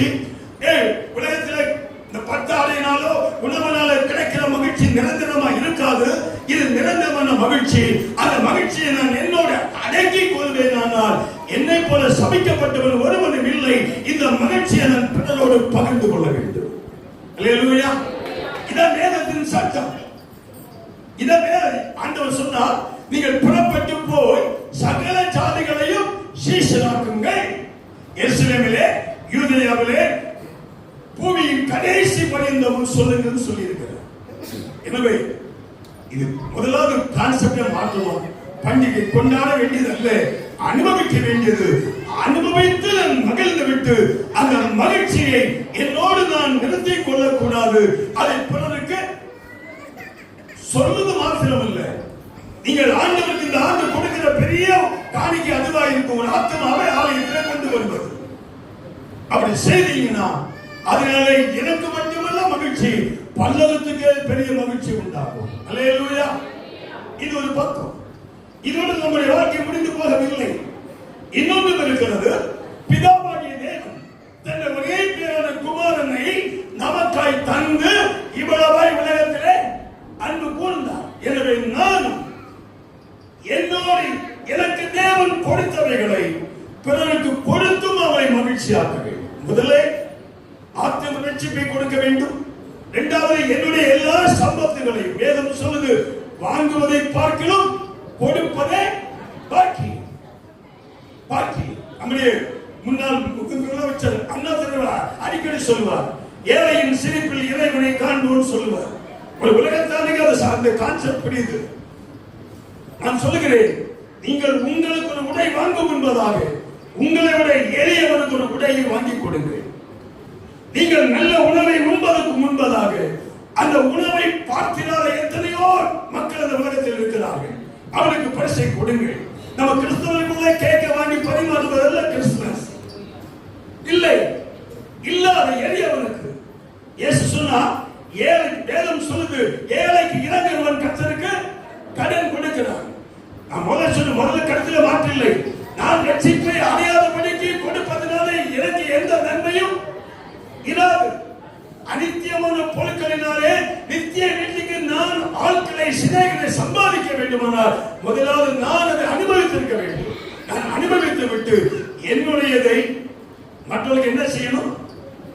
தான தர்மம் பண்ணணும். அதனால தானம் தர்மம் என்ன வித்தியாசம்? நீங்க சொல்லுங்க ரெண்டு பேரும். தானம் தர்மம் சொல்றாரு ஆண்டவர். இல்ல அது அர்த்தம் சொல்லுங்க. தானம் என்பது எனக்கு போக மிஞ்சி இருப்பதை மற்றவர்களுக்கு கொடுப்பது தானம். தர்மம் என்பது எனக்குள்ளதையே கொடுப்பது தர்மம். இந்த காலத்தில் அதை தான் தலைமுறை சொல்வார், தானம் தர்மம் பண்ணுங்க. ரெண்டு ரெண்டு ஒன்று அல்ல, பார்ப்பது கொண்டு போல இருக்கலாம். அப்போ ரெண்டு விதமாய் நம்ம முதல்ல மகிழ்ச்சி ஆகணும். அந்த மகிழ்ச்சியை என்னோடு அடக்கிவிடக் கூடாது, அதை மற்றவர்களுக்கு கொடுக்க வேண்டும். அப்ப உண்மையான கிறிஸ்துமஸ் என்பது நானும் மகிழ்ந்து அந்த மகிழ்ச்சியை முழு உலகத்துக்கும் பகிர்ந்தளிப்பதுதான் மெய்யான கிறிஸ்துமஸ் என்று சொல்லி இந்த பட்டிமன்றத்தையும் முடித்து வைக்கிறேன். உட்கார்ந்துங்க. இதோடு நான் முடிச்சுட்டு போக விரும்பல. இன்னொரு சில ஒரு 10 நிமிஷம் சரி, ஒரு கிறிஸ்துமஸ் செய்தியை உங்களுக்கு சொல்ல வேண்டும் என்று கேட்டுக்கொண்டார்கள். அதை தொடர்ச்சியாக சொல்லி நான் கடந்து போகிறேன். என்னோட வாசிங்க சுருக்கமா. லூக்கா, நீங்க இன்னும் 25 நிமிடம் நிறைய பிரசங்கம் கேட்பீங்க. ஒரு சின்ன செய்தி. லூக்கா சுவிசேஷம் யாராவது சீக்கிரமா வாசிங்க. 2வது அதிகாரம் 10வது வசனம். நோக்கி பயப்படாதீர்கள், இதோ எல்லா ஜனத்துக்கும் மிகுந்த சந்தோஷத்தை உண்டாக்கும் நற்செய்தியை உங்களுக்கு அறிவிக்கிறேன். என்ன செய்தி? அது எப்படிப்பட்டதா? மிகுந்த சந்தோஷம். யாருக்கு? எல்லா ஜனத்துக்கும். அவன் எந்த மதத்தானோ, எந்த இனத்தானோ, எந்த தேசத்தானோ, எந்த மொழியானோ, அது டசன்ட் மேட்டர். எல்லாருக்கும் மிகுந்த சந்தோஷம். ஏன்? உலகத்தில் எத்தனையோ பிள்ளைகள் பிறந்தார்கள், எத்தனையோ மகான்கள் பிறந்தார்கள். யாருக்கும் பிறப்பிலே இப்படிப்பட்ட ஒரு வாசகம் சொல்லப்படவில்லை. அப்படித்தானே? சொல்லுங்க. ஆமா, வேண்டாம் சிசேரி வேண்டாமா? வேண்டாம், நீங்க தான் முடிவு பண்ணுங்க. நான் பாட்டுல கத்திட்டு நீங்க பாட்டுல சீக்கிரம் வீட்டுக்கு போலான்னு யோசிக்கூடாது. வேணுமா வேண்டாமா சொல்லிடு. வேணும். அப்போ நான் எனக்கு ரெஸ்பான்ஸ் கொடுங்க. அப்போ எத்தனையோ குழந்தைகள் பிறந்தார்கள். இவருக்கு ரோட்ல பறக்கிறார், இவர் படைப்பை பற்றி சொல்லுகிறார். இது எல்லா ஜனத்துக்கும் மிகுந்த சந்தோஷத்தை உண்டாக்கும். சரி, ஏன்? நான் 3 குறிப்பை சொல்லி முடிக்கிறேன். முதல் காரியம் என்ன? இவருடைய பிறப்பிலே எனக்கு கிடைக்கிற நற்செய்தி, எனக்கு என்ன சந்தோஷம் கிடைக்க போகிறது? வாசிங்க. முதல் காரியம் லூக்கா சுவிசேஷம் 2வது அதிகாரம் 11வது வசனம். இன்று கர்த்தராகிய கிறிஸ்து என்னும் இரட்சகர். அல்லேலூயா. இவர் யார்? இரட்சிக்கிறவர். இவர் ராஜ அனுமதியில பிறக்கல, ஒரு பெரிய மாட மாளிகையில பிறக்கல, ஒரு ஆடம்பரமாய் பிறக்கல, ஒரு பெரிய மருத்துவமனையில பிறக்கல. ஆனால் இவர் ரோட்டிலே பிறந்தாலும், தெருவிலே பிறந்தாலும், சத்திரத்திலே இடமில்லாமல் எங்கேயோ பிறந்திருக்கலாம். ஆனால் இவர் எனக்கு கொடுக்கிறது முதலாவது ரட்சிப்பு. என்னை கேட்கிற அருமையான சகோதரா சகோதரி, நீ பல ஆண்டுகள ஆலயத்துக்கு வரலாம், கிறிஸ்தவ குடும்பத்திலே பிறந்திருக்கலாம், இல்ல வேறு மதத்திலே பிறந்திருக்கலாம். அதெல்லாம் கேள்வியே கிடையாது. இவர் கிறிஸ்தவனுக்கு தெய்வம் மாத்திரம் அல்ல, இந்தியாவுக்கு தெய்வம் மாத்திரம் அல்ல, ஐரோப்பாவின் தெய்வம் அல்ல. இவர் சர்வ உலகத்தின் பாவத்தை சுமந்து தீர்க்கிற தேவ ஆட்டுக்குட்டி. அல்லேலூயா. ரட்சிப்பு எல்லாருக்கும் தேவை. மனிதன் உலகம் போது ஆதாயப்படுத்தினாலும், தன் ஆத்மாவை நஷ்டப்படுத்தினால் அவனுக்கு லாபம் என்ன? எனவே இந்த கிறிஸ்துமஸ் பண்டிகையை கொண்டாடவும் அனுபவிக்கவும் நீங்க ஆயத்தமா இருக்கலாம். நீங்க உங்களை கேட்டு பாருங்கள். நீங்கள் அவர் கொடுக்கிற ரட்சிப்பை முழுமையாய் பெற்று அனுபவிக்கிறீர்களா? கிறிஸ்தவ குடும்பத்திலே பிறந்தவனாலே கிறிஸ்தவன் அறியப்படுவதில்லை ஒரு குழப்பம் இல்லை. கிறிஸ்தவனுக்கும் ரட்சிப்பு தேவை, கிறிஸ்தவனுக்கும் பாவ மன்னிப்பு தேவை, கிறிஸ்தவனுக்கும் மீட்பு தேவை. நாம் எல்லாரும் பாவிகள். பிறப்பிலே நாம் எல்லாரும் பாவிகள். எந்த மத வித்தியாசம் இல்லை. உலகத்திலே பிறந்தானா அவன் பாவி. சோ எல்லாருக்கும் ரட்சிப்பு தேவை. அந்த ரட்சிப்பை கொடுக்கும்படி வந்த ஒரே ஒருவர் இவர் மட்டும்தான். அல்லேலூயா. வேதம் சொல்லு, மார்க்கு சுவிசேஷம் சொல்லுகிறது 2வது அதிகாரம் 5வது வசனத்திலே இவருக்கு மட்டும்தான். 2வது மார்க்கு சுவிசேஷம் 2வது அதிகாரம் 5வது வசனம் 10வது வசனம் வாசித்து பாத்தீங்கன்னா அந்த தீவிரவாதக்காரனை கொண்டு வருகிறார்கள். இயேசு அவனை பார்த்து சொன்னார், உன் பாவங்கள் உனக்கு மன்னிக்கப்பட்ட. உடனே எல்லாரும் கேள்வி கேட்கிறார், நீ யார்? அடுத்த கீழே சொல்லுகிறார், உலகத்திலே பாவத்தை மன்னிக்க மனுஷகுமாரனுக்கு அதிகாரம் உண்டு என்று நீங்கள் அறிந்து கொள்ளுங்கள். அல்லேலூயா. முழு உலகத்திலும் என்னுடைய உங்களுடைய பாவங்களை மன்னிப்பதற்கு அதிகாரம் பெற்ற ஒரே ஒரு இயேசு கிறிஸ்து. எல்லா கரங்களை தட்டி கர்த்தரை மகிமைப்படுத்துவோம். அல்லேலூயா. மற்றவர்கள் ஏதோ ஒரு ஐஸ்வர்யத்தை கொடுக்கலாம், பணத்தை கொடுக்கலாம், ஏதோ ஒரு சொத்தை கொடுக்கலாம். உலகத்தில் பாவ மன்னிப்பு வேண்டுமானால், மீட்பு வேண்டுமானால், ரட்சிப்பு வேண்டுமானால் இவர் ஒருவரே. அல்லேலூயா. இரண்டாவதாய், இவர் எனக்கு என்ன பெரிய காரியம் செய்தார், என்ன நற்செய்தியாலே? யோவான் சுவிசேஷம் 1ஆம் அதிகாரம் 12ஆம் வசனம் சொல்கிறது, அவர் நாமத்தின் மேல் விசுவாசம் உள்ளவர்களால் அவரை ஏற்றுக்கொண்டு எத்தனை பேர்களும் அத்தனை பேர்களும் தேவனுடைய பிள்ளையாகும்படி அதிகாரம். அல்லேலூயா. நான் மீட்கப்படுகிறேன். என்னை மீட்டவர் அம்போடு போட்டுட்டு போகல, எனக்கு ஒரு பெரிய அதிகாரம் கொடுக்கிறார். நான் இப்பொழுது யார்? நீங்கள் மீட்கப்பட்டிருந்தால், பாவமர்கள் கழுவப்பட்டிருந்தால், நீங்கள் ரட்சிப்பை பெற்றிருந்தால், நீங்கள் நானும் படித்திருக்கலாம், படியாமல் இருக்கலாம், வசதியா இருக்கலாம், வசதி இல்லாமல் இருக்கலாம். ஒன்று மட்டும் உண்மை, நீங்களும் நானும் தேவனுடைய பிள்ளை. அல்லேலூயா. அதான் வேதம் சொல்லுது, நீங்கள் தேவனுடைய பிள்ளை என்று அழைக்கப்படுவதனாலே தேவன் நம்மை வைத்த அன்பை பாருங்கள். அல்லேலூயா. நம்ம பண்ண தப்புக்கு அநேகமாக நம்ம தாய் தகப்பன் சொல்லிருக்காங்க, என் பிள்ளையே இல்லைன்னு சொல்லி நிறுத்திருக்காங்க. இதுக்குதான் ஆண்டவர் அழகான ஓமையை சொல்லி புரிய வைத்தார். லூக்கா சுவிசேஷம் 15ஆம் அதிகாரத்திலே ஒரு 2 பிள்ளைகள் ஒரு தகப்பன் இருக்கிறார்கள். இளையவன் சொத்தெல்லாம் எடுத்துட்டு போறான், நாசம் பண்ணுகிறான், கடைசியாக வேலை தேடுகிறான், கிடைக்கல, பன்றி மேய்க்கிறான். பன்றி மேய்த்து விட்டு தவிட்டை தின்னு ஆசைப்படுகிறான், அதுவும் கிடைக்கல. அப்ப புத்தி தெளிகிறது, சொல்லுகிறான், எங்க அப்பா வீட்டுக்கு போவேன். அப்பா வீட்டு வேலைக்காரன் எவ்வளவு சந்தோஷமா இருக்கிறாங்க. நான் இனி அவருடைய குமாரன் என்று சொல்லப்படக்கூடாது. நான் யார் என்று அழைக்கப்பட வேண்டும்? யார் என்று அழைக்கப்பட வேண்டும் சொன்னான். இல்ல, படிச்சு பாருங்க, நான் உங்களுடைய கூலிக்காரன் ஒருவன் என்று அழைக்கப்பட வேண்டும் என்று வந்தான். வேலைக்காரன் கூலிக்காரன் பெரிய வித்தியாசம். என்ன வித்தியாசம்? அவன் சொல்லுகிறான், எங்க வீட்டுல நிறைய வேலைக்காரன் திருப்தியா சந்தோஷமா இருக்கிறான். நான் குமாரனா அல்ல, வேலைக்காரனே அல்ல. அந்த தகுதியெல்லாம் என்னை விட்டு போய்விட்டது. நான் யாரா இருப்பேன்? அவ கூலிக்காரன் வேலைக்காரன் என்ன வித்தியாசம்? எல்லாம் கேள்வி கேட்கிறான். என்ன கூட தப்பா போச்சு நீங்க யோசிக்கிறீங்க. தகுமானா என்னன்னு கேட்கிறான், தாரணா என்னன்னு கேட்கிறான். இப்ப வேலைக்காரன் என்ன, கூலிக்காரன் என்னன்னு கேட்கிறான். வேலைக்காரன் வீட்டிலே தங்கி இருப்பான், வீட்டில் உள்ள எல்லாவற்றையும் அனுபவிக்க முடியும் அவனாலே. மகன் என்ன ஸ்தானம் கிடைக்காது, ஆனால் வீட்டிலே அந்த சாப்பாடு கிடைக்கும், வீட்டிலே தங்கலாம். கூலிக்காரன் காலையில வருவான், வேலையை முடிப்பான், கூலியை வாங்கிட்டு போயிட்டு. இவன் அப்படிதான் சொன்னான், இந்த வீட்டில் தந்தது கூட நான் யோக்கியதை இல்லைன்னு சொன்னான். ஆனால் இவன் தூரத்திலே வருவதை கண்ட தகப்பன் ஓடி கட்டி அணைத்து எப்படி கூப்பிட்டான்? என் மகன் மரித்தான், உயிர்த்தெழுந்து வந்திருக்கிறான், காணாமல் போனால் திரும்பி வந்திருக்கிறான் என்று வீட்டையே சந்தோஷப்படுத்தி விட்டான். அல்லேலூயா. நல்ல தகப்பன். அவர் சொல்லுகிறார், நீ என்னை விசுவாசித்து நான் கொடுக்கிற ரட்சிப்பை பெற்றேன்னா இந்த கிறிஸ்துமஸ் நமக்கு தருகிற பெரிய பாக்கியம். நான் யாராகிறேன்? தேவனுடைய பிள்ளை. எல்லாரும் சொல்லுங்க, யாராகிறேன்? காராகல. பக்கத்தால பார்த்து நீங்க யாருன்னு கேளுங்க. என்ன 2 பிள்ளை இருக்காங்க. ஒன்னு கோபாக்கினின் பிள்ளை, எபேசியர் 3ஆம் அதிகாரம் 2ஆம் வசனம் வாசிக்கிறோம். அவன் கோபாக்கினின் பிள்ளை எதுக்கு வைத்திருக்கிறானா? கோபாக்கினின் நாளுக்கு வைக்கப்பட்டிருக்கிறான். ஆனால் நான் யார்? இது இயேசு பிறந்தவர் எனக்கு கிடைத்த ஒரு ப்ரமோஷன். நான் பாவியா இருந்தேன், மீட்கப்பட்டேன், அதோட வாழ்க்கை முடியல. நான் இப்ப யார் ஆகிவிட்டேன்? தேவனுடைய குமாரன் ஆகிவிட்டேன். நீ வெளியே போய் சொல்லலாம், நான் யாருன்னு தைரியமா சொல்லுங்க. நான் யார்? உலகத்தில் பார்த்தீங்கன்னா காமர்ஸ் பையன் சொல்லுவான், நான் யார் தெரியுமா? அது அதிகாரம் மிரட்டுமா? நான் யார் தெரியுமா? நான் சில ஆப்பில் பார்த்துருக்கேன், காமர்ஸுக்கு மினிஸ்டருக்கு சம்பந்தமே இருக்காது. அவன் சொல்லுவான், நான் யார் தெரியுமா? இந்த மினிஸ்டருக்கு அப்படி இப்படி ஒரு சுத்து போடுவான். ஆனா நீங்களும் நான் தைரியமா சாத்த நம்ம உலகத்தை பார்த்து சொல்ல வேண்டிய அவசியம் இல்லை. சாத்தனை பார்த்து சொல்லுங்க, அவங்க மிரட்ட வருவான். சொல்லுங்க, அதெல்லாம் பழைய காலமாப்பா. இப்ப நான் உன்னுடைய பிள்ளை இல்லை, நான் யாருடைய பிள்ளை? தேவனுடைய பிள்ளை.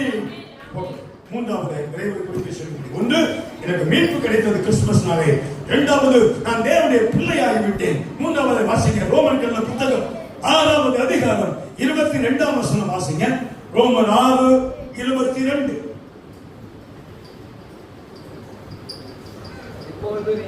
இப்பொழுது நீங்கள்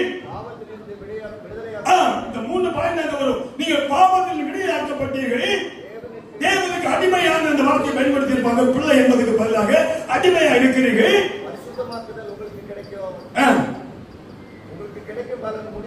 முடிவோ நித்திய ஜீவன். அல்லேலூயா. ஐயா, நீ ஆண்டவரை ஏற்றுக்கொண்டால், மீட்கப்பட்டால், அவருடைய பிள்ளையா இருந்தால் உங்களுக்கு ஒரு பெரிய வாக்கியம் இருக்கிறது. இந்த உலக வாழ்க்கையோட என் வாழ்க்கை முடிவதில்லை. எனக்கு ஒரு என்ன இருக்கிறது? நித்திய ஜீவன். அல்லேலூயா. அந்த வாழ்க்கை ஆனந்தமான வாழ்க்கை, கண்ணீர் இல்லாத வாழ்க்கை, கவலை இல்லாத வாழ்க்கை, துன்பம் இல்லாத வாழ்க்கை. என்னோடும் இப்ப என் பிள்ளையா இந்த உலகத்தில் இருக்கிறேன். அது அவரோடு நித்தியமாய் வாழ்கிற வாழ்க்கை. அல்லேலூயா. மரணம் எல்லாருக்குள்ள சம்பவிக்கும். என்ன சிலப்பா அந்த வார்த்தை பார்த்து ரொம்ப வேடிக்கையா இருக்கும். அடிச்சிருப்பான் சோ கர்த்தருக்குள் நித்திரை அடைந்தார் என்பதை மிகுந்த ஆழ்ந்த அழுத்தத்துடன் தெரிவிக்கிறோம். ஐயா, கர்த்தருக்குள் நித்திரை அடைந்தாலும் சந்தோஷப்படணும் இல்லையா? ஒத்துக்க மாட்டீங்க போல இருக்கு. ஏன்னா எங்க நீங்க டிஎல் மூடியோட புத்தகத்தை படித்தா ஒரு சம்பவம் ஒரு முறை சொல்லி முடிச்சிருக்கேன். டிஎல் மூடி என்ன மனுஷன் தெரியுமா? டிஎல் மூடி யாரு? நல்ல தேவ மனிதன், ஒரு பெரிய பரிசுத்தவான். உலகத்துக்கு அன்னைக்கு 18ஆம் நூற்றாண்டில் 70 லட்சக்கணக்கான மக்களுக்கு ஆண்டவர்களை கொண்டு வந்த மனிதன். அவர் கடைசி வயதான காலத்திலே மறிக்க போகிற சூழ்நிலை வந்தபோது அவர் தன்னுடைய மக்களை எல்லாம் கூப்பிட்டார். பிள்ளைகளை, சொந்தக்காரர்களை, தன் ஊழியத்தின் மக்களை எல்லாம் கூப்பிட்டு சொன்னார், திடீரென்று ஒரு செய்தி வரும். என்ன செய்தி? டிஎல் மூடி மறித்து விட்டான் என்ற செய்தி வரும். ஆனால் நீங்கள் ஒருவரும் அதை நம்பாதீர்கள். டிஎல் மூடி மறிக்க மாட்டான். இந்த உலகத்தை விட்டு இன்னொரு தேவன் உலகத்துக்கு போவான். அல்லேலூயா. அவர் அப்படியே சொல்லிதான் மறித்தார். அவர் சொன்னார், ஒரு இடம் மாற்றம், அவ்வளவுதான். இந்த வாக்கியம் எல்லாருக்கும் இல்லையா? இது இல்லாதபடி இந்த நம்பிக்கை இல்லாதபடி ஸ்டார் கட்டுவதோ, கேக் வாங்கி பரிமாறுவதோ, பிரியாணி பெங்கி சாப்பிடுவதோ, முறுக்கு சொட்டு 10 வீடுகளுக்கு கொடுப்பதோ ஒரு பிரயோஜனம் எனக்கு இல்லை. எனக்கு நித்திய ஜீவனை பிறந்து தரும்படிதான் இயேசு வந்தார். மரிப்பதற்கு பிறந்த ஒரே குழந்தை இந்த இயேசு மாத்திரமே. எதுக்கு தெரியுமா? எனக்கு ஜீவன் உண்டாகவும் அது பரிபூர்ணப்படவும். எனவே இந்த பண்டிகை நீங்க அனுபவித்தால் நல்லது, கொண்டாடி கொண்டதால் இன்றைக்கு அதை மாற்றி அனுபவிங்கள். அனுபவித்தீங்கன்னா முதல் கிடைப்பது பாவ மன்னிப்பாகிய ரட்சிப்பு, இரண்டாவது கிடைப்பது நான் தேவனுடைய பிள்ளை என்ற அதிகாரம், மூன்றாவது ஒரு பெரிய நம்பிக்கை. என்ன நம்பிக்கை? இந்த உலக வாழ்க்கையை முடித்தேன்னா நான் என் பிதாவின் வீட்டிலே அப்பாவோடு நித்தியம் காலம் வாழ்வேன். இந்த வாழ்க்கைக்கு நம்ம எல்லாரும் தேவன் ஆயத்தப்படுத்துவதாக. இந்த ஆசீர்வாதத்தை இங்கு என் சத்தத்தை கேட்ட அனைவருக்கும் கொடுத்து கட்டளை ஆசீர்வதிப்பதாக. என்னை அழைத்து இந்த வாய்ப்பை கொடுத்த உங்கள் அனைவருக்கும் நன்றி தெரிவித்து விடைபெறுகிறேன். நன்றி. Thank you all for watching. God bless you.